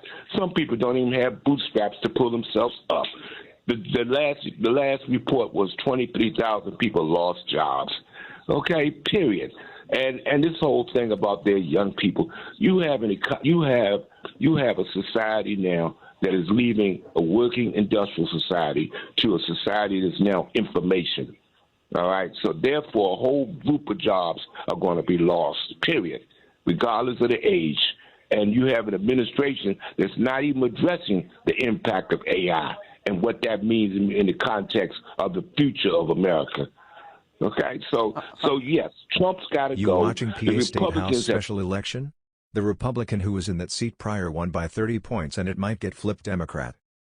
Yes, we are watching that.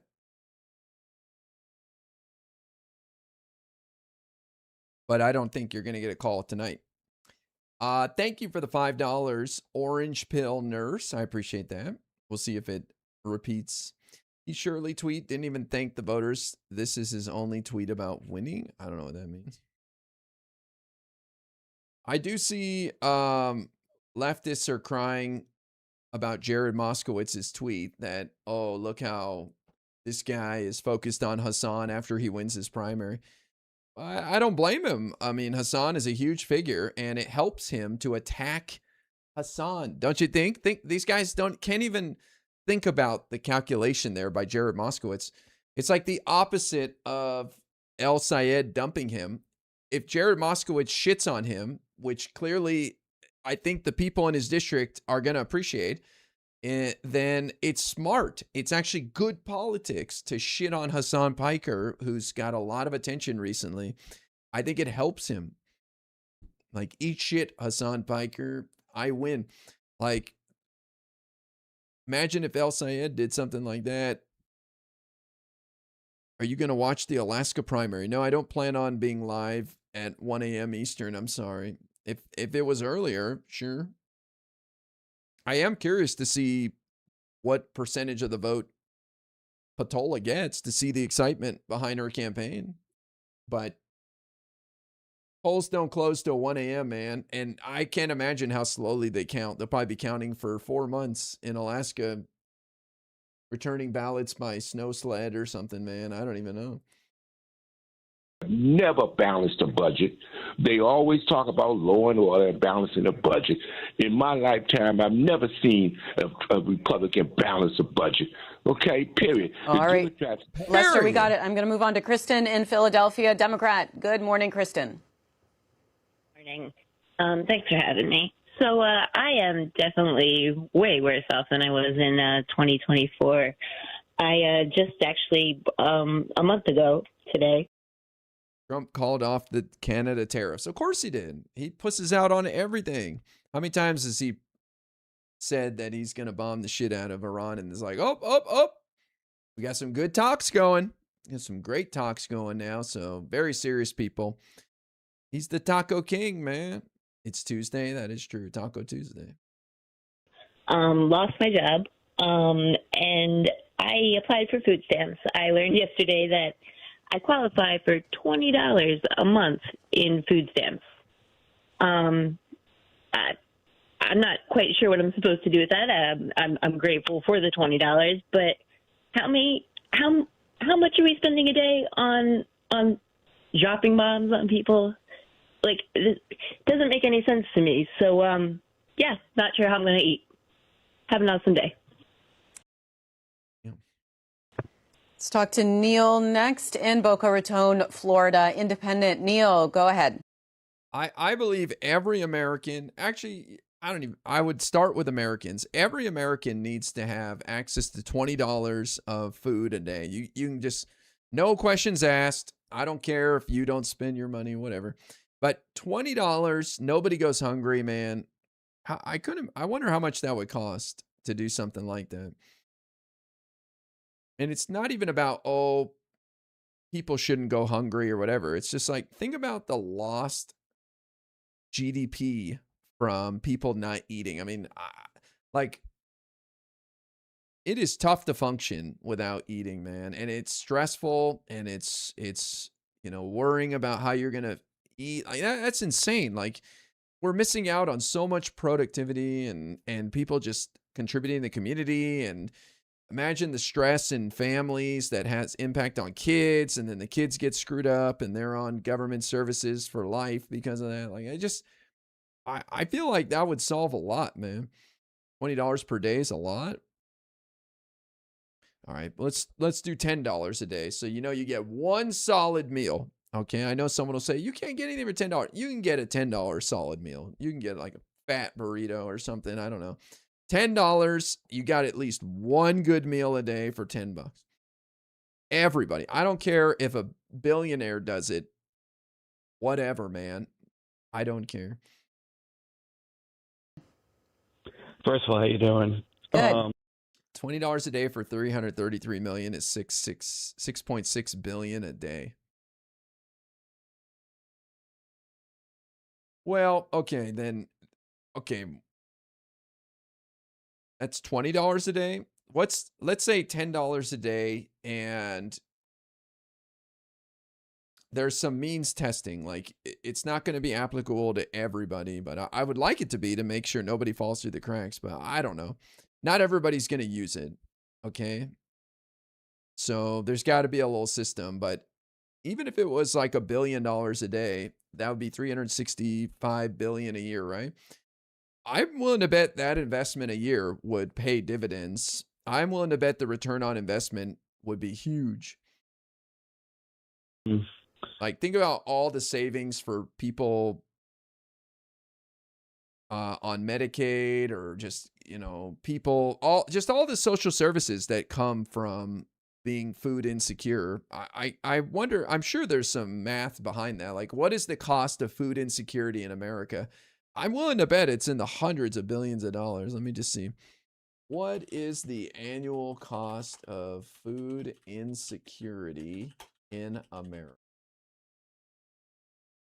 The annual economic impact of food insecurity in America is estimated at over 130 to 160 plus billion when factoring in direct healthcare system expenditures, lost workplace productivity, and educational deficit.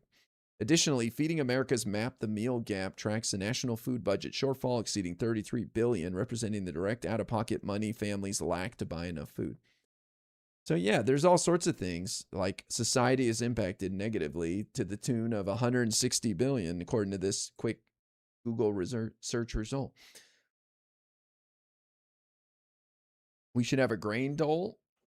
Just get free grain. Sure. Obama. Radiun, thank you for resubscribing. Radiun, thank you for resubscribing on Twitch. I think I solved the problem. You guys, I don't know if it was one of you guys or I figured it out. I don't know. I think I figured it out, actually. Just silencing this program. Oh my God. I can't believe that is what it was. No double alerts so far, though. I'm probably going to curse it and it'll start happening again.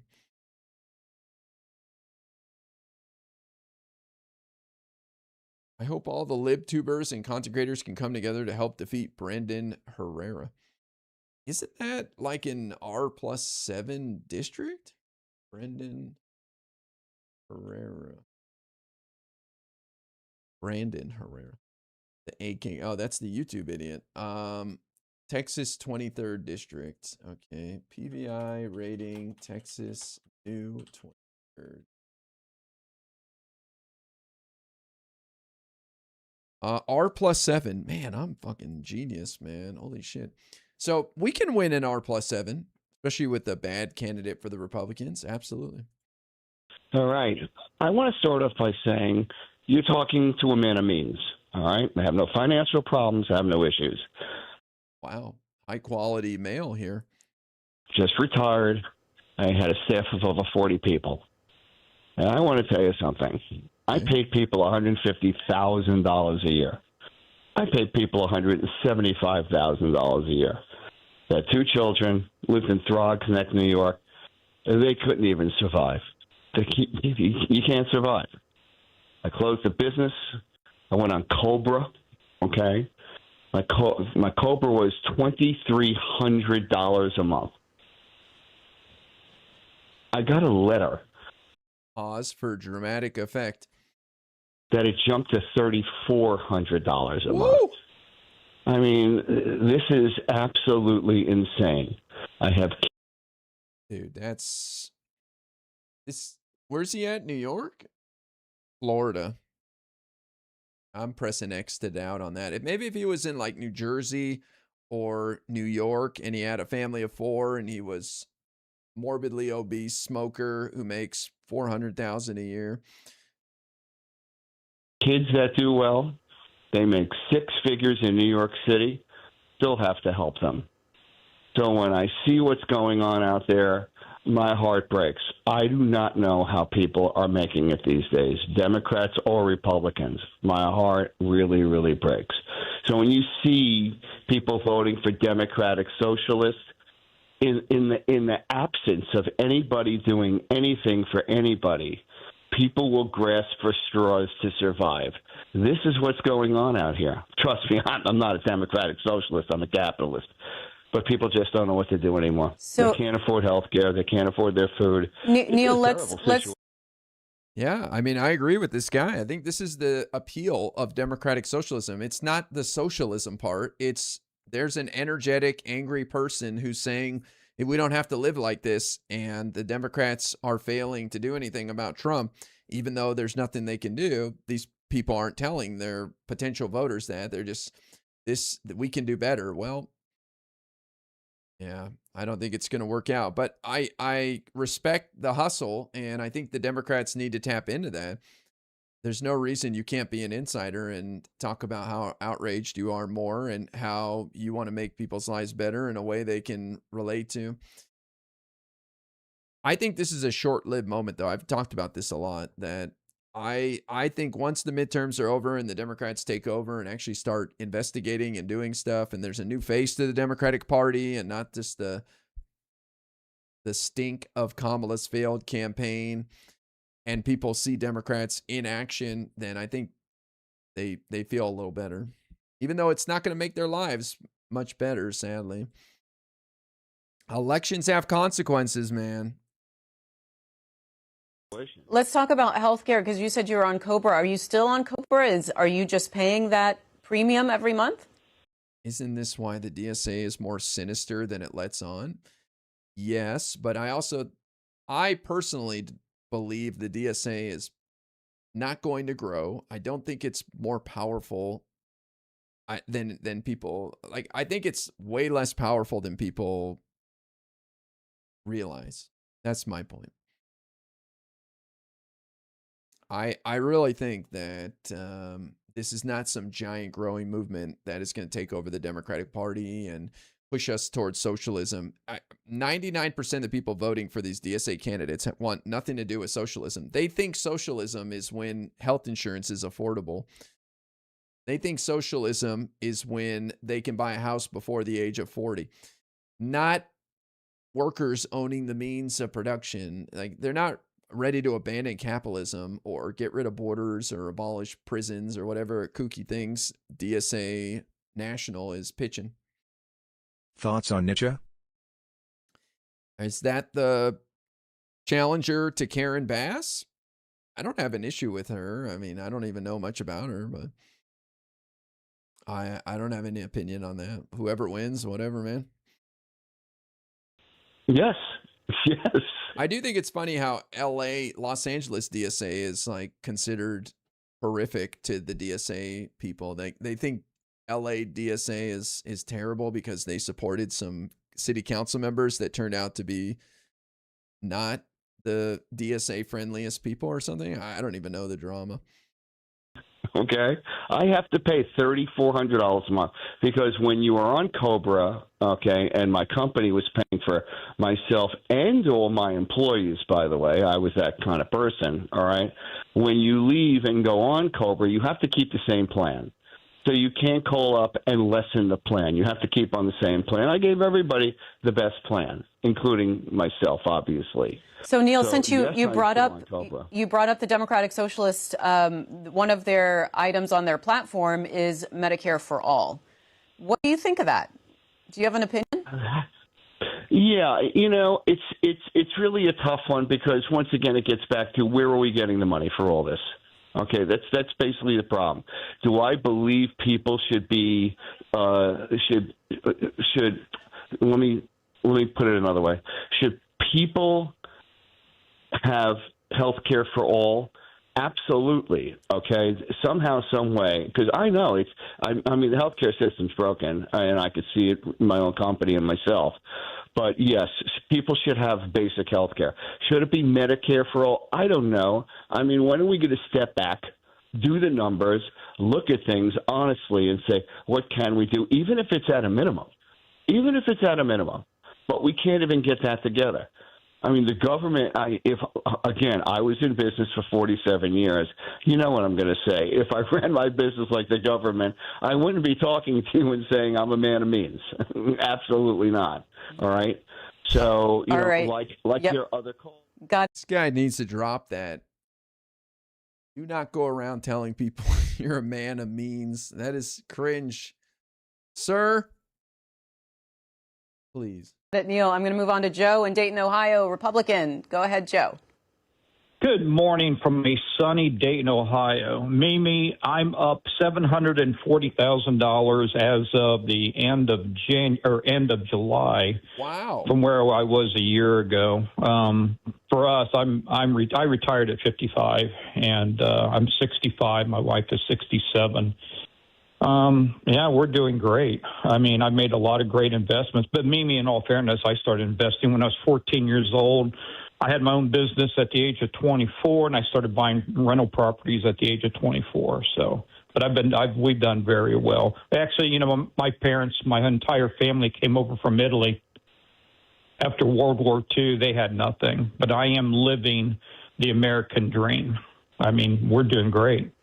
So, Joe, a couple of things. Do you attribute that to President Trump's policies, or do you attribute that to kind of just the ups and downs of the market and your ability to invest wisely? What do you think? No, I attribute that to Donald Trump, and the reason is that the man has gone across the pond, has brought businesses back into the United States. I'm looking forward. I'm seeing a little positive on the manufacturing now, and so these companies now, or new buildings are being constructed and everything. Sure, it's going to take a while, you know, a few years to, you know, get them, of course, to get the doors open. But no, I attribute Donald Trump, and he's just brought in all these different foreign companies. And let's face it, AI is just, because I've made a bundle of money on NVIDIA and Broadcom, you know, but I've made a bundle of money on AutoZone too. So, I mean. And Joe, your thoughts on President Trump's tariffs? I think, you know, I'm going to tell you on two things. Long con Don, yeah. I would not recommend buying single stocks. For every success story, there's thousands of failures. It's so hard to predict what's going to happen, man. Just buy the whole stock market. Buy an index fund. Own a small slice of the entire stock market. The tariffs, in my opinion, are wrong.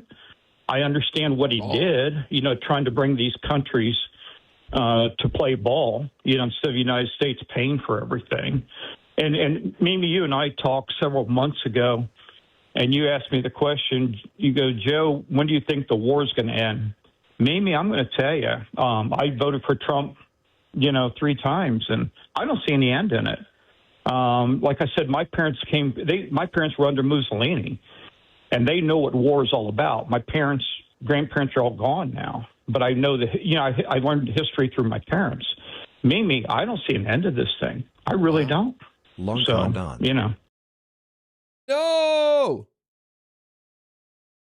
No! I thought we had it solved. Wow. That's crazy. Unless you did another one. No, you didn't. No shot. It just did a double right there. That's crazy.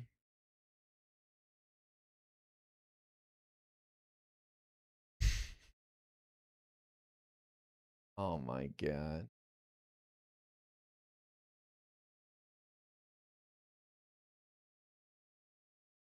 I'm gobsmacked. I thought we figured it out, but nope. Damn. This is Spectrum all over again. Please. I have PTSD from that, man. Oh my God. Well, I guess eliminated one thing. Time to move again. Yeah. All right. Well, appreciate you circling back on that topic as well. My God. My heart can't take this, man. Okay, I'm going to do one more Republican call, and then I have to crash out. Because Is there an echo in here? I'm going to assault my monitors. Let's see what happens. Joe, this is Michelle in Detroit, Michigan, Democrat.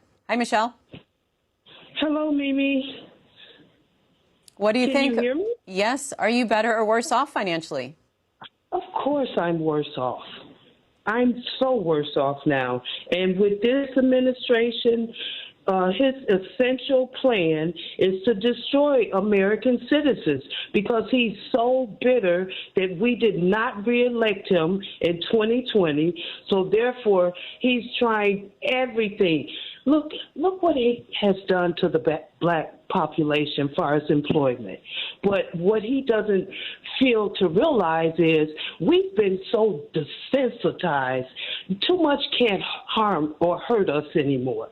But I am worse off, and I have other folks that's worse off. I have a daughter who has a 6-figure job, has 2 full-time jobs. One is a 5-figure and one is a 6-figure. And she still can't make it.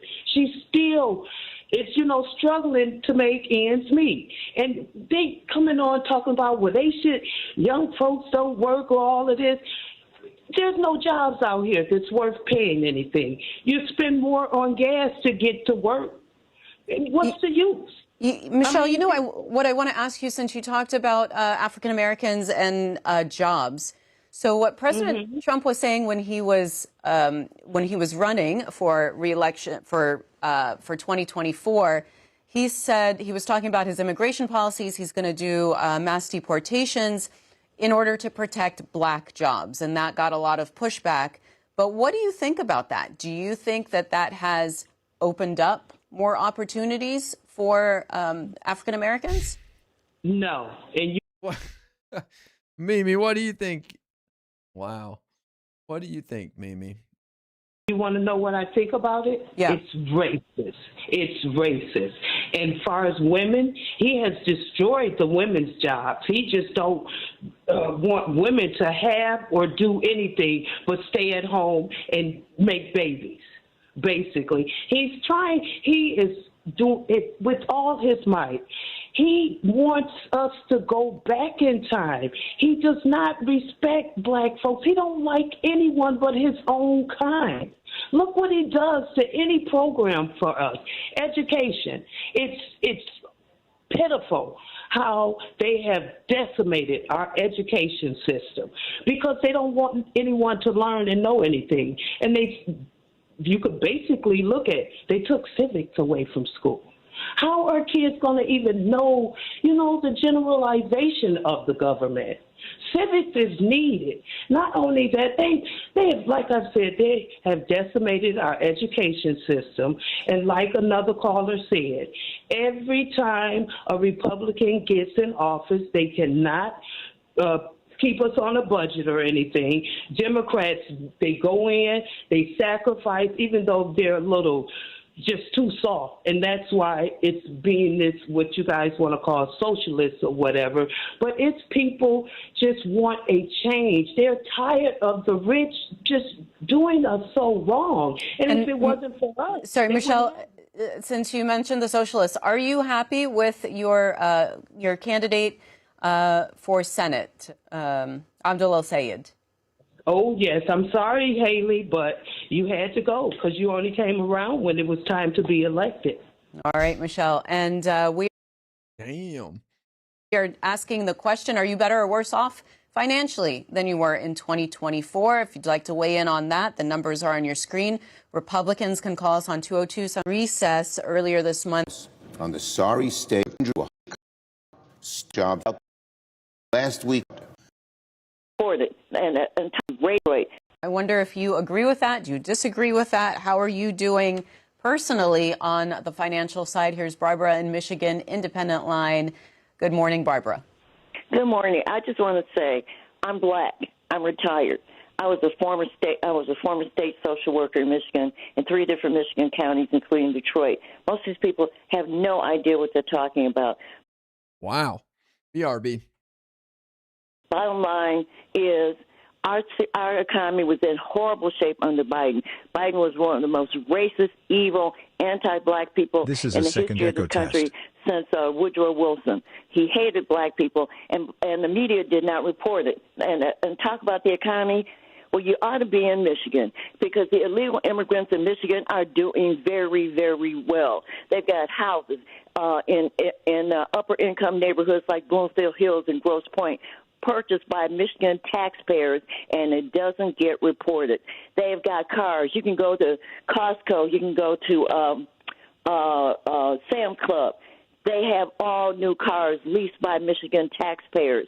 The houses, all kinds of communities were built for Syrian Muslims when Obama was in office, did not get reported. They've got communities that are strictly for them: homes, clothes, food.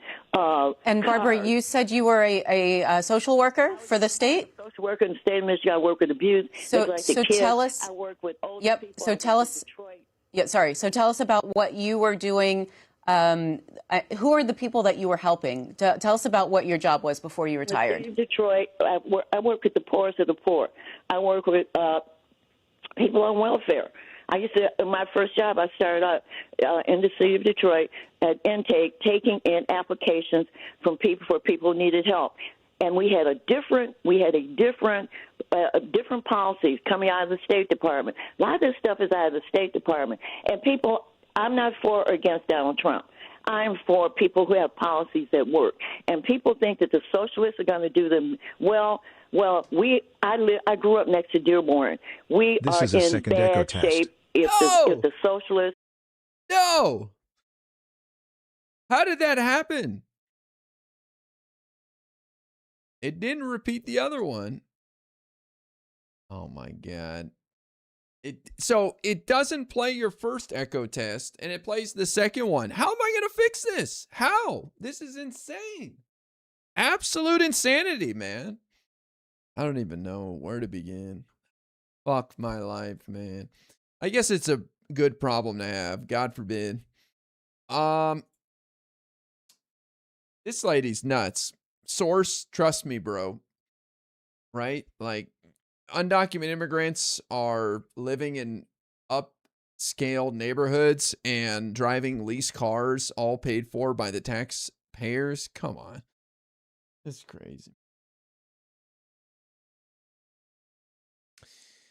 I don't see a check mark on Brandon Dukes here. I'll take your word for it, though. Source, I'm a social worker and the brown people had cars. Yeah. How can you go to Costco? Like, what? This lady said go to Costco and you'll see a bunch of undocumented immigrants driving newly leased cars paid for by the taxpayers. Just go to Costco and you'll see it. Like, I'm a Costco member. I go there. I don't know how you would tell that by going to the Costco parking lot. Like, that makes no sense. I think she's just racist. And the communists and the Muslims get into office because you keep saying Muslims too. The first thing they're going to do, they're going to take off. We think we lost some rights. We don't have any rights. I mean, I know. What rights are you worried about losing, Barbara? Which right? Which rights specifically are you worried about losing? The right to be an idiot. Oh, freedom of speech. The Christians in Dearborn, it doesn't get reported anymore because the Detroit News and Free Press and some of the media are pretty, I'm not going to say this is the only reason, but they don't report it. And why that is, we've got different opinions. Equal rights for others doesn't mean less rights for you, lady. Yep, she's terrified. Gonna lose it all. You don't see the mayhem that's going on in the streets of Dearborn. The mayor of Dearborn told the Christians, if you don't like, this is a Muslim city now, it's our city, get out. This is what you're going to see. The mayor told Christians to get out? Yes. Go on. Mimi's just trying to farm this content. On YouTube, go online and look it up. What the Muslim mayor of Dearborn told Christians. There are Christians going in trying to pass out leaflets, Christian leaflets. The Dearborn police go and arrest them. But if you want to pass out something that's Islamic, it's fine. It is absolutely frightening. And let's talk about the cost of living and unemployment. When I worked for the state of Michigan years ago, people act like layoffs are new.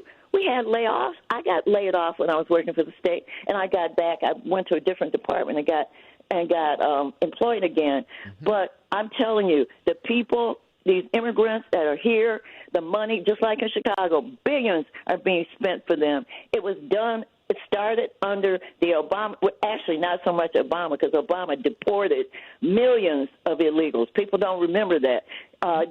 We didn't have that problem.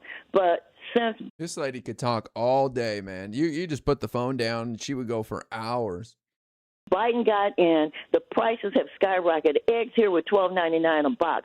I can now buy them for $4.99 a box. Now, people say it's expensive, but at least I can. I don't eat that. We don't eat that many, but we can at least get eggs that are somewhat reasonable now. But the deal of it is, these other people are living like kings and queens, and we see it every So single Barbara, I got day. that point. I'm going to move on to Sam. Wow. Yep. Lonely. Sad old lady. All right, let's do one more check of the election results tonight. Big bad Jared Moskowitz trouncing his DSA very serious candidate, Oliver Larkin. 93% of the votes are in for Florida's 25th congressional district, and Jared is sitting pretty at 63.5 to 36.5. That's a 27-point lead for Jared. Ouch. That's what the polls predicted, by the way. Polls showed like a 30-point lead for Jared Moskowitz, the couple of polls that came out. Oliver Larkin had an internal poll that showed him +2 that Kyle Kalinske excitedly tweeted out saying the tide is turning. So poor Kyle got duped by Oliver, but I'm not shocked. That was Oliver's entire mission, was to dupe leftist content creators so he can make money and get followers, and never had any intention of winning this race. Knew he had no chance. Knew his only goal was to get followers and make money and create a personality, online personality for himself, or even real life personality, I guess, right? Like, I'm sure he'll be back again to take on the big bad Jared Moskowitz, Israel lover, next time, right? According to Hassan, this was a step in the right direction, and they will build on this, and next time they will prevail, I'm sure. Next time, surely they won't lose interest in this and move on immediately. Thanks to Hassan's community for the $70K they wasted. Yeah, brilliant fundraising here, Hassan. Expert analysis deeming this race worthy of your time and your community's money and resources. Imagine how many, didn't they do like a bunch of phone banking for Oliver Larkin too? Like 100,000 calls or something? Like, just wasted his community's time and money on a race that they had no chance of winning, never had a chance of winning, and a bunch of broken hearts now over in the Hassan community got taken advantage of by this clown. I'm more angry for Hassan's community than he is, because he will refuse to acknowledge that he picked the wrong horse here and he made a terrible mistake. He got duped like that. What was that moron's name that was a truck driver? Josh for Congress. We got ourselves basically a Josh for Congress situation here. It's kind of an old meme, but if you know, you know. Oliver, much smarter though, much sharper, able to take advantage of simple-minded people, I guess. And Hassan just delivered his audience to him like a fool. Hey guys, let's raise money, tens of thousands of dollars for this candidate who has no shot in hell. And you know what? When we lose by a mile, like we know we were going to from the very beginning, I'll just tell you guys, it was a step in the right direction. Yeah, 2 years ago, we wouldn't have gotten any votes. That's what he said. Hilarious. All right. This hasn't been called yet, but this would be a flip for the Democrats for the Pennsylvania State House. Democrats have a 102 to 100 lead in that house, I believe. And this would add to that, I guess. Soypill and others crying about Moskowitz taking a shot at Hassan. What the hell? Why? I saw some people upset about that. Like, oh, look what Jared Moskowitz is thinking. I think it's a smart political move for Jared Moskowitz. Distancing yourself from Hassan and clowning on him and trash talking him is probably what the people in his district want. I mean, they just rejected a Hassan endorsed candidate by almost 30%. I think it's probably the right move. I mean, Hassan was the highest profile person to get behind him to get behind Oliver Larkin besides Rashida Tlaib and Ilhan Omar. Bernie and AOC did not endorse Oliver Larkin, even though Hassan Piker did. I wonder why.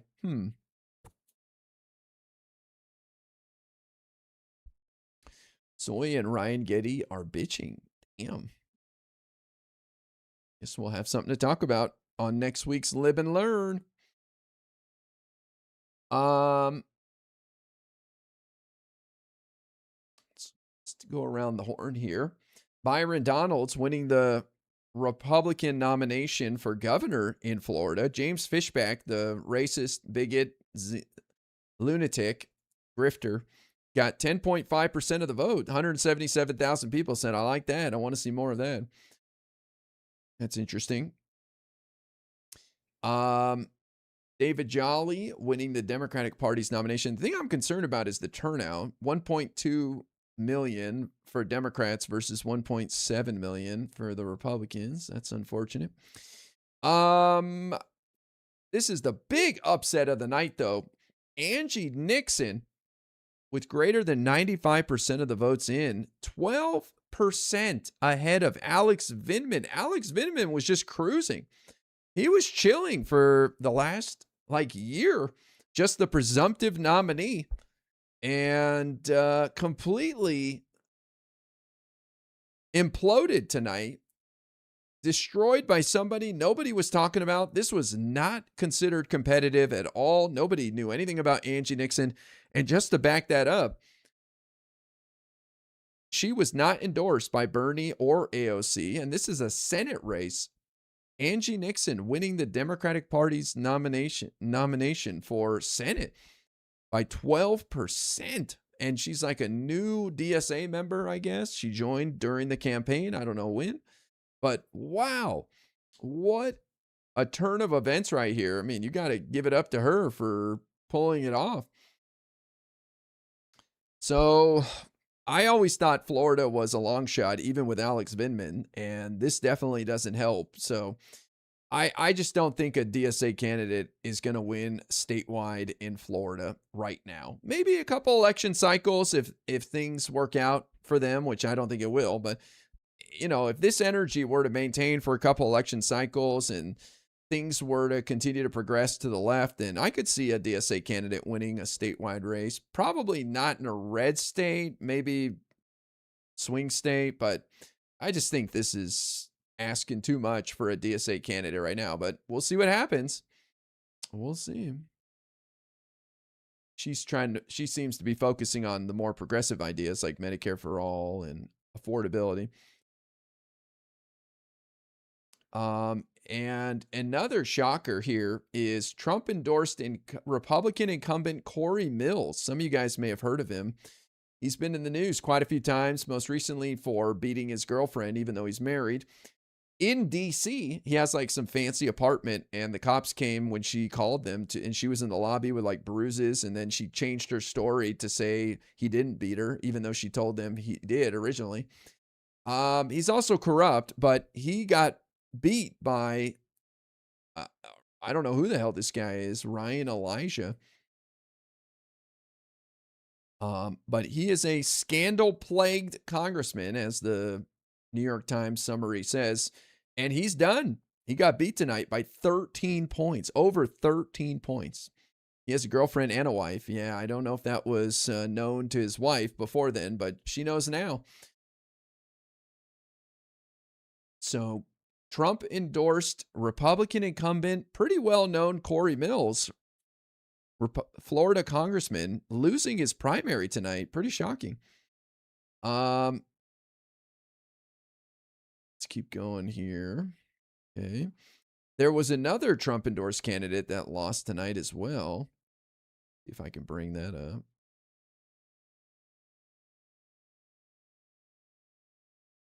Where's the full list here? Here we go.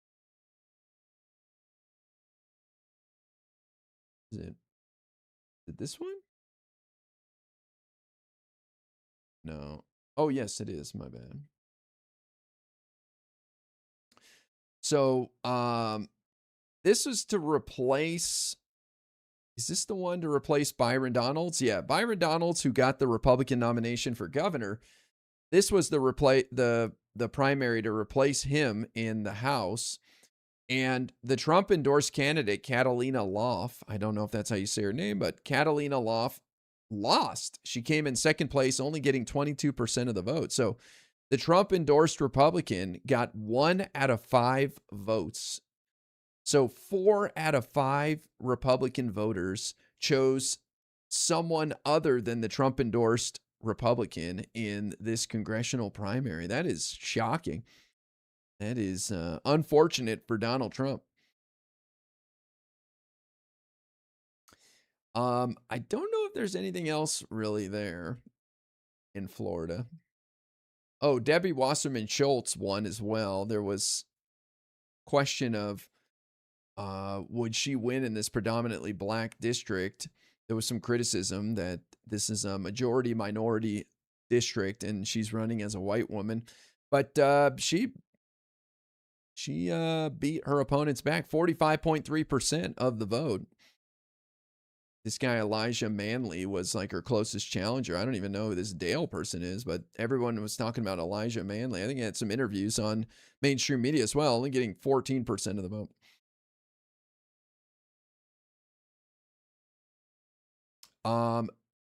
Other than that, we have California. Oh, we got some results here. This is interesting. Ooh. Oh. Okay, so this is a special election to replace Eric Swalwell. The race for former Representative Eric Swalwell's seat pits State Senator Aisha Wahab. Wahab? Yeah, Wahab, backed by the California Democratic Party, against Melissa Hernandez, who's supported by AIPAC's main super PAC. But it's pretty close. 60% of the votes in, and the AIPAC-backed challenger is within less than 3%. So pretty close race right here. Pretty close race. Alaska, their polls don't close until 1 a.m. Eastern. I don't think I'll be here unless I get 1 million subs and donos or something. Then I'm glad to go eat something and hang out with you guys for hours and hours. But I don't think we'll be up here for this one.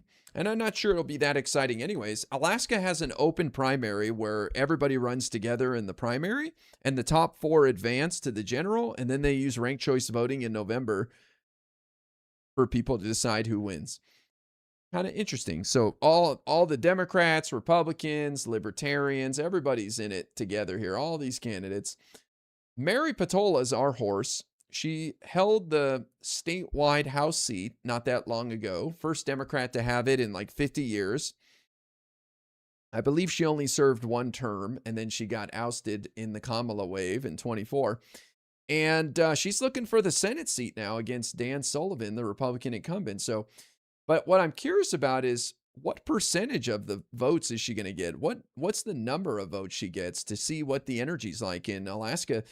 Cook Political Report has this as a toss-up, the Alaska Senate race. So this kind of a sleeper race that people aren't really talking about. But that's going down. And then I guess somebody said the Wyoming governor's race has, I guess, is this the woman who was endorsed by Trump? Let me see here. Republicans are picking a successor to the term-limited and moderate governor Mark Gordon. State Senator Eric Barlow, a mainstream conservative, is competing against 2 hard-right contenders. Megan Degenfelder, the school's chief, who has President Trump's endorsement, and Brent Behan, a retired Marine colonel who has the backing of Freedom Caucus-dominated state party. So Trump endorsed this Megan woman, and she lost. That's all. That's another good sign that Trump is not doing well. So at least 3 Trump-endorsed candidates losing in high-profile races tonight between Florida and Wyoming.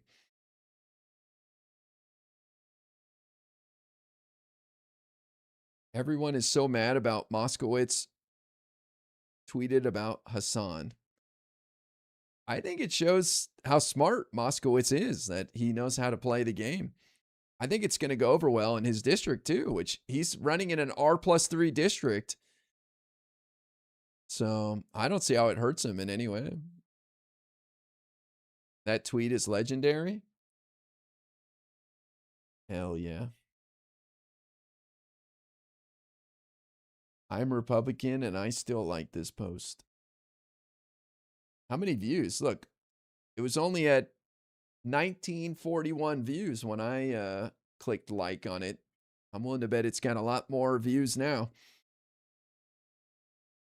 It used to be R+3. Now I got redistricted R+9. No, I think that's wrong. I think what you're referring to is that it's Trump +9, meaning Trump won it by 9 points. I understand the redistricting, but I've looked into this a few times and I searched to see what the new 25th congressional district is rated at, and I'm pretty sure it's R+3.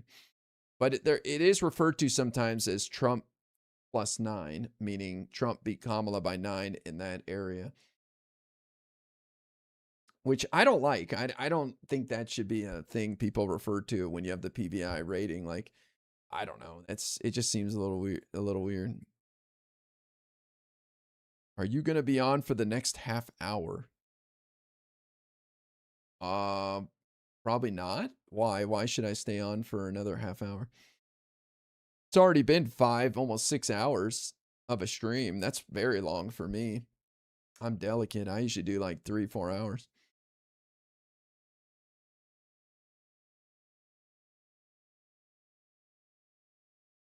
I approve this post.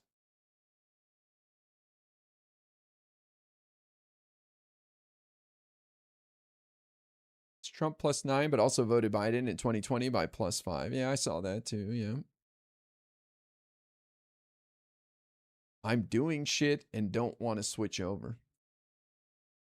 Wow. Just leave stream on, put MTG on loop and farm money.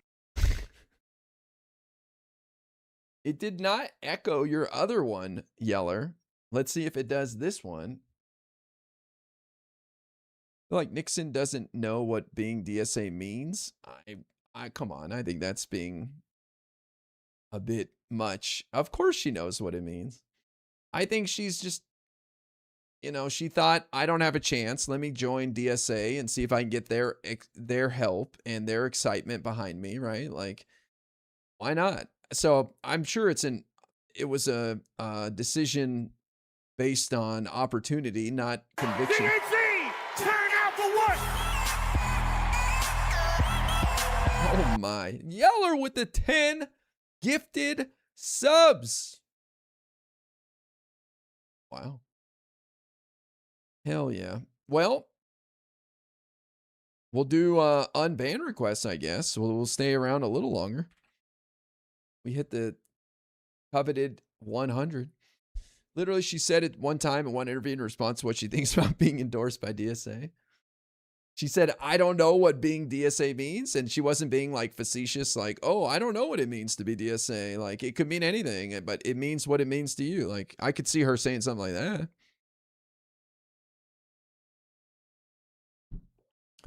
Look, you're not going to win, so I wouldn't worry about it too much. Am I covering the Alaska primary results? Probably not, buddy. That's not till 1 a.m. Polls don't close to 1 a.m. and they have like dog sleds that deliver ballots to the counting. I mean, it's probably going to take them 3 weeks to count the ballots in Alaska.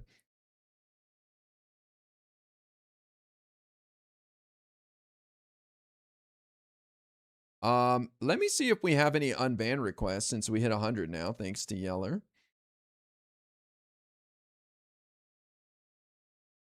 Might as well get that out of the way. Strategically join DSA to win the primary. Strategically quit the DSA to win the general. I see the game plan. Clever. Can you imagine? Oh my God, that would be just epic. I wouldn't anticipate that happening, but wow. I wouldn't expect that to happen, but wow, that would be iconic. Thanks for the votes, nerds. Well, no echo of alerts so far. I tell you, this is maddening, man. Okay, let me hide this for a second.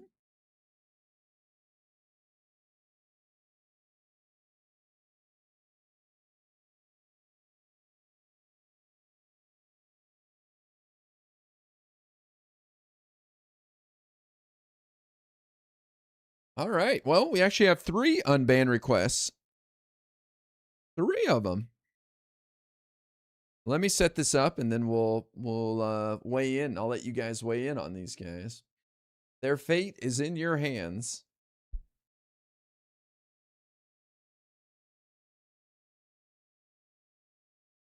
And all right. First up, we have strategically join DSA to win the primary. Strategically quit the DSA to win the general. I see the game plan. Clever. My God, it's this crazy thing. Okay. All right. First up, we have Tristan Taint. Hey Ari, Digital Ground Game Guys hosted an interview and helped Brandon Dukes who flipped Pennsylvania 12 to blue. Would you come on their show if they ask? I don't know. I don't think. How can I say this? If they want to talk to me about something, I'm happy to do so. Just because they did that with Brandon Dukes, that doesn't matter to me. That's great. I'm glad they did that, but they don't need that to reach out to me. You know what I mean? That's all I'm saying. But anybody's welcome to reach out to me. All right. Thank you for the super chat. I'm sure we'll hear it again in a moment. Tristan Taint, banned with only 9 messages. Not exactly a prolific chatter.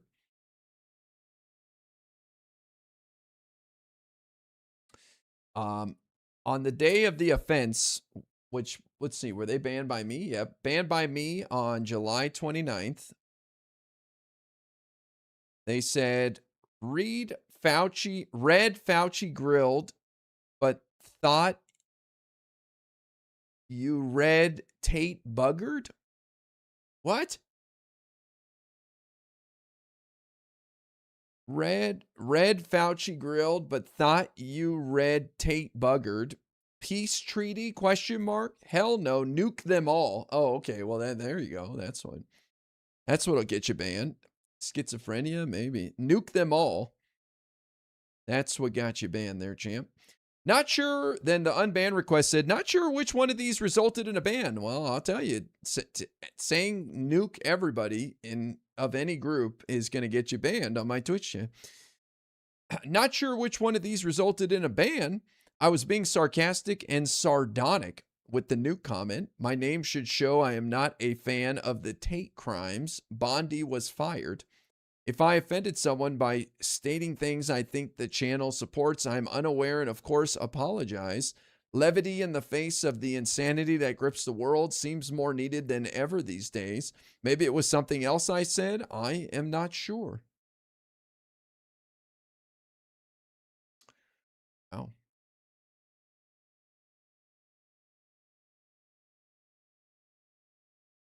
All right. All righty. Well, let's guess we'll put this to a vote. He's never been timed out. Only banned. Should we unban Tristan Taint? The poll is now live. You have to put a 1 in the Twitch chat to unban, 2 to reject their unban request and keep them banned forever. So yes is 1, 2 is no. Got to do it in the Twitch chat. You could do it in the other chats in solidarity, but were they subbed? I don't think it really matters because you can get gift subs, so it doesn't differentiate between sub and gift sub. Oh, this is a close one.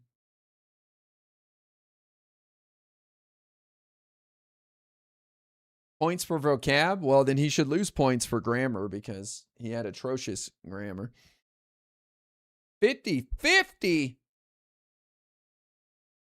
Wow. This is like the Pennsylvania special house race right now. And he voted for Obama. One us off. IO trying to weigh in a special way. Doesn't count. Appreciate the effort, though. Hanging chance.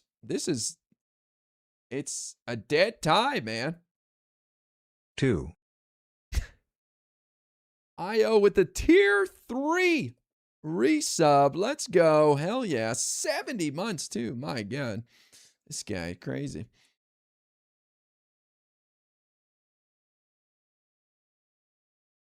All right, here we go, guys. Final 10 seconds, okay? 10, 9, 8, 7, 6, 5, 4, And he voted for 3, Obama. 2, One us off. 1. Wow. That was a close one right there. And we got the replay of the alert. Amazing.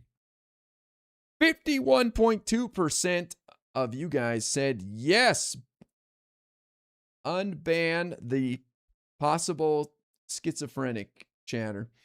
All right. It's your community. You break it, you buy it. 51.2% of the chat voted yes.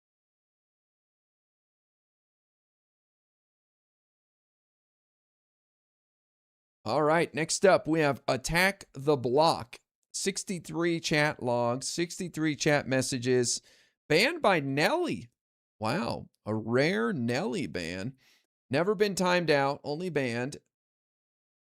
On the day in question, July 27th, they said he did release his taxes. His dad owns property, not him. Stop spreading misinformation. Ooh. Ooh.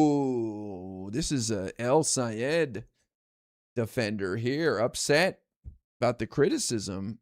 Oh, boy. His daddy owns property.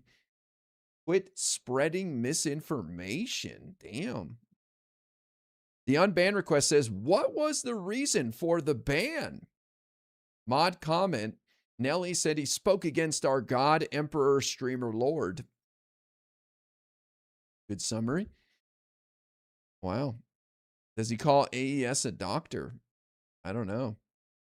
He did say on another day, Taylor Lorenz wants to be an activist.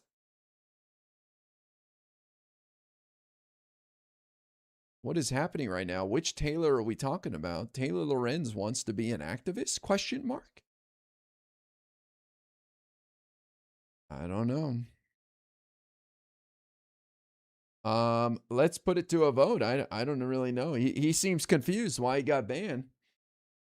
I mean, telling the streamer to stop spreading misinformation, probably not a smart move. I don't know.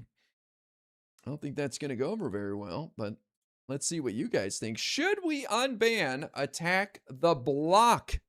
The poll is now live. 1 to unban, 2 to keep them banned forever. Maybe he's genuinely confused why he got banned. Don't understand. Maybe he's used to telling streamers not to spread misinformation and that going over well. I don't know. Maybe he's been thanked for that in the past. Like, oh, thank you. My bad. I appreciate that. Thank you. I stand with Nelly. Wow. Yeah. A rare Nelly ban here. Protecting my honor. Standing up for dear dictator. I appreciate that.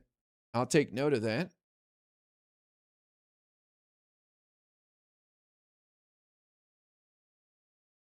Two in support of Twitch chat. Yeah, you can vote in solidarity in the other channels, but it does not count. You got to be in the Twitch chat to count. This one not looking so good for Attack the Block. Pretty edgy, cool name. Pretty elite. It's a pretty sick name. Attack the Block. This guy probably a hacker by trade. Good movie. Hackermans. Yep.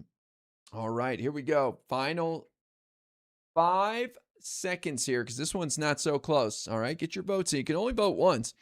5, 4, 3, 2, 1. There it is. The chat giveth and the chat taketh. 61.1% said no. Well, look, guys, don't feel bad about it. This guy did not find his tribe here today, but he will now move on and find his people, and we wish him well. And good luck to the next streamer that he says stop spreading misinformation to. Denied. All right, last one. We got Krabby Joe. Krabby Joe, banned by me, never timed out. 5 chat messages. Wow, the other guy had like 9, something like that. This guy banned in 5 messages. That's quite impressive, I gotta say. All on the same day. So it came in here on July 7th and said, yeah, isn't Netanyahu going after Turkey? No. I think they meant now, but they used wrong word. But why should we pay for it? So why should I care if it gets worse as long as we don't fund it? Do you? Palestine is rubble, dude. That's it. Palestine is rubble, dude. So if I have to think about this, I would guess that I was saying if you stop sending Israel defensive weapons, it's only going to get worse. They're not just going to give up or change their behavior because the U.S. stops sending them weapons. They're going to go on the offense. Quick, get this man some rubles. Get this man some rubles. The unban request said, WTF, dude, why you banned me? That sucks. I don't mean to offend. I'm sorry. I'll shut up and listen. Please, can you unban me? Huh. Interesting. Krabby Joe. He apologized. He technically did apologize. Another confused chatter, unable to figure out why they were banned, completely oblivious. I don't know why I got banned. What the heck? Why did you ban me? Let's put it to a vote. Should we unban Krabby Joe? The poll is live. 1 to unban, 2 to keep them banned forever. Please don't ban me. The grammar by these guys justifies. Quick, get this man some rubles. There's the double alert. All right. Not looking so good for Krabby Joe. Not looking so hot. This is your community, guys. This is your chance. This is a pure democracy when it comes to these votes. There's no super delegates. There's no waiting for candidates in any way. Votes, whatever. This is it. This is raw democracy. Isn't it annoying? Like, you got to weigh in on all these things. This is what socialists want. They want to democratize the stream space. Every decision made in the channel is done through pure democracy. Instead of just sitting back, having a laugh, enjoying the content, now you got to do work. It's like a game of Among Us. Get booted out of the airlock, bucko. Now you got to do work. You come here to relax and just have a good time, and now I got you doing work.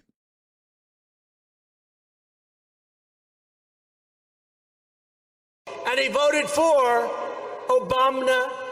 Keep the Pop-Tarts for dinner, kids banned. Ooh. Pop-Tarts for dinner would be amazing. Don't tempt me with a good time. Thank you for the $10 super chat. Hell, sweet hell. What happened to the dramatic music? It was copyright free, but still claimed by the author every time. So I had to like go back and remove it. It was very annoying. Probably not as annoying nowadays since I can click a few buttons, but it was just claimed by whatever YouTube channel. So it's kind of annoying. All right. Final seconds here. 5. And he voted for Obama. It's like a game of Among Us. Get booted out of the airlock, bucko. Keep the Pop-Tarts for dinner, kids banned. The timing. 5, 4, 3, 2, 1. Oh. Ouch. 71.1% of the chat said no. Damn. Get wrecked, son. Denied. 71.1% of the chat voted. Did you ever open your Reddit back up? My subreddit? No. Nope. Grabbed it, locked it down. Well done, guys. Give yourselves a round of applause for doing the Lord's work, playing internet janitor, and deciding the fate of these poor chatters. You freed one of them, but condemned the other two to some other poor streamers community. Think about the innocent streamer that's going to have to deal with those two. Good luck to them. I think we need to build a wall for this community. We have one. It's my mental health, and it keeps many people out of here by me just banning them for life. Away. I do not understand channels where it's just a free-for-all. Like, it's just an unpleasant viewing experience for everybody. The streamer, the community. I get it. People think you can't have an echo chamber and you should allow people to talk and say things you disagree with. I don't think that we should encourage that behavior. It's good to talk to people you disagree with. It's good to hear different opinions, but I expose you guys to all sorts of opinions. We watch a bunch of Fox News and shit. I don't think having some guy antagonizing everybody in the chat because they're having a mental health crisis is good for anybody, you know? It's just not fun. It doesn't accomplish anything. You know, we don't need anybody just sniping over and over again in the chat. It's just stupid. And yeah, I could get it wrong sometimes, which we see put on display in these unbanned requests. I can be harsh with my bans and stuff, but I think it works out for the most part, you know, most of the time. I wish I could handle people just saying whatever, but you know, I guess as the channel gets bigger, then I'm not going to sit here and ban 100 people a day. So if we had thousands of people watching, I probably would just let things happen. But this is more of a back and forth. I enjoy hearing from you guys and engaging with you. And if we've got a couple of knuckleheads just causing problems, it's pretty annoying. And there's people who sit here and disagree with me and they have different beliefs and they have feelings about things I say, but they have emotional intelligence and they know not to just type something stupid, or if they want to engage, they do it in a constructive, productive way. That's 99% of you guys. So occasionally we have people who Pup Cup girl dads and boy moms need to get removed.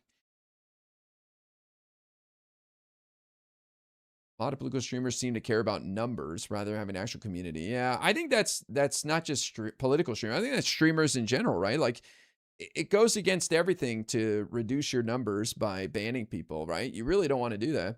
But I am here for community, not raw numbers. You know, we've built a lot over the years, and we'll continue to grow. But I want to do it the right way.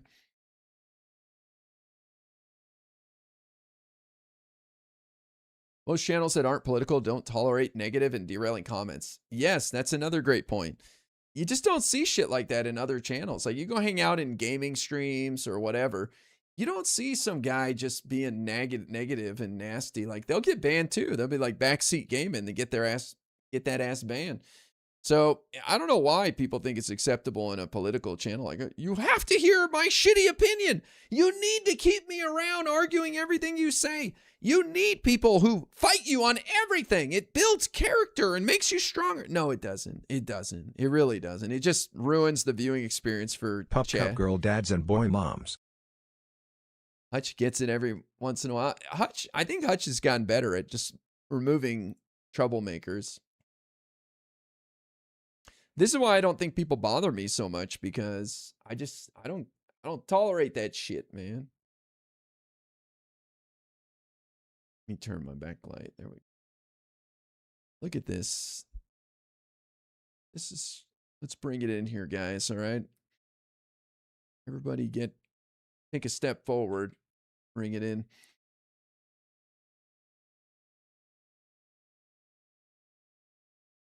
Gonna keep working on this scene, but I'm pretty happy with this.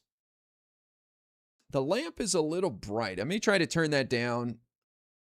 A little bit to not draw as much attention. It's meant to be more of a set piece than the hand of God back there.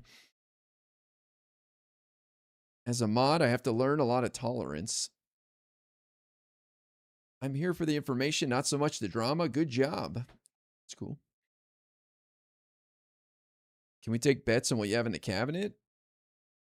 The only thing I have in the cabinet is the wheels that go underneath it, the optional wheels, and the keys to unlock it. There's nothing else inside the cabinet. It's empty. I hate to break the mystery. I hate to pierce the fourth wall for you guys, but it's empty. It's just for looks. It has no functional purpose. There are no papers. Replace that lamp of one for a while. There'll be good orb memes. No, I put a lot of work into this lamp, believe it or not. I know it seems idiotic, but there are rules to lamps, guys. Just like I've told you, there's rules to curtains and dining tables. There's interior design rules to table lamps. Number one, the height of the lamp should not be bigger than the cabinet it sits on, the nightstand usually.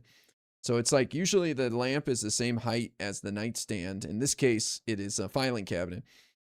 And then there's the width. You don't want the lamp to be tiny.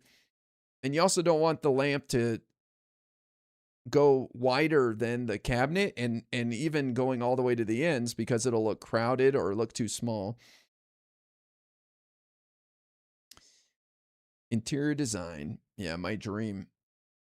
My dream is to run interior design and personal finance YouTube channels, not fight with people over politics.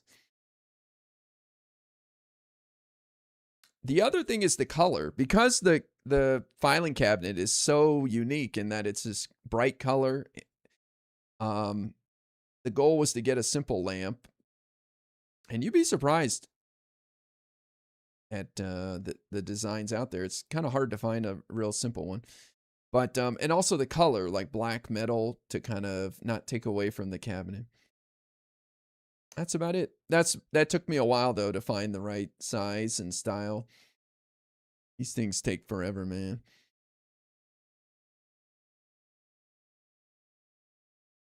How many subs for you to do room reviews?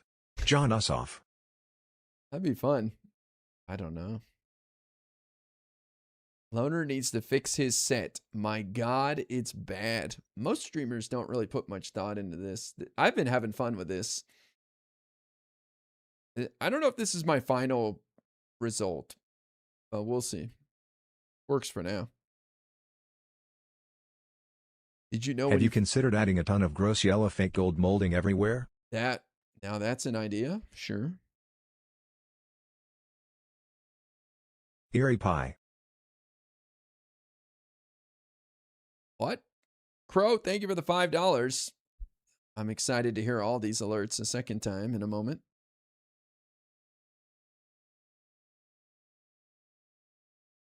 I need to figure out what the hell's causing this bullshit.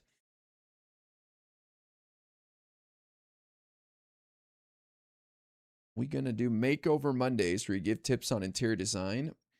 I would love to. I'm not. Marco. I don't know much, I'll be honest. Like my place, I've been here a year. Polo. Here it comes. Notice how they're not repeating yet? How many subs for you to do room reviews? John Ussoff. Have you considered adding a ton of gross yellow fake gold molding everywhere? There it Erie is. Pie.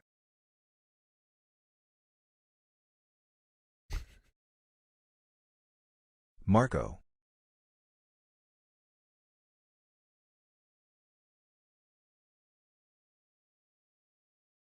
So it's good that I'm in this scene. I wanted to go to the other scene partly. Oh, look, it didn't even do Polo.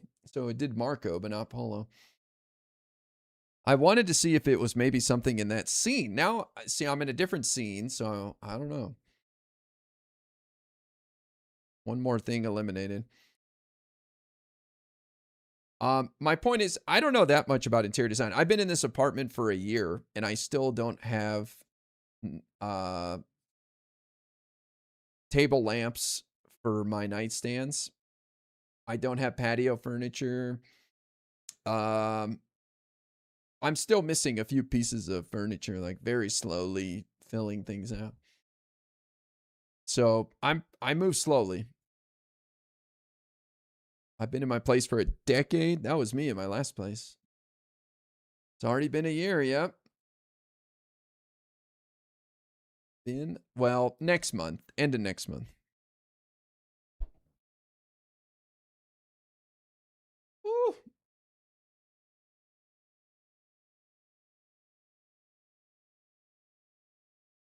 Okay, I got to grab something to eat. You guys, thank you all for hanging out. What an exciting night.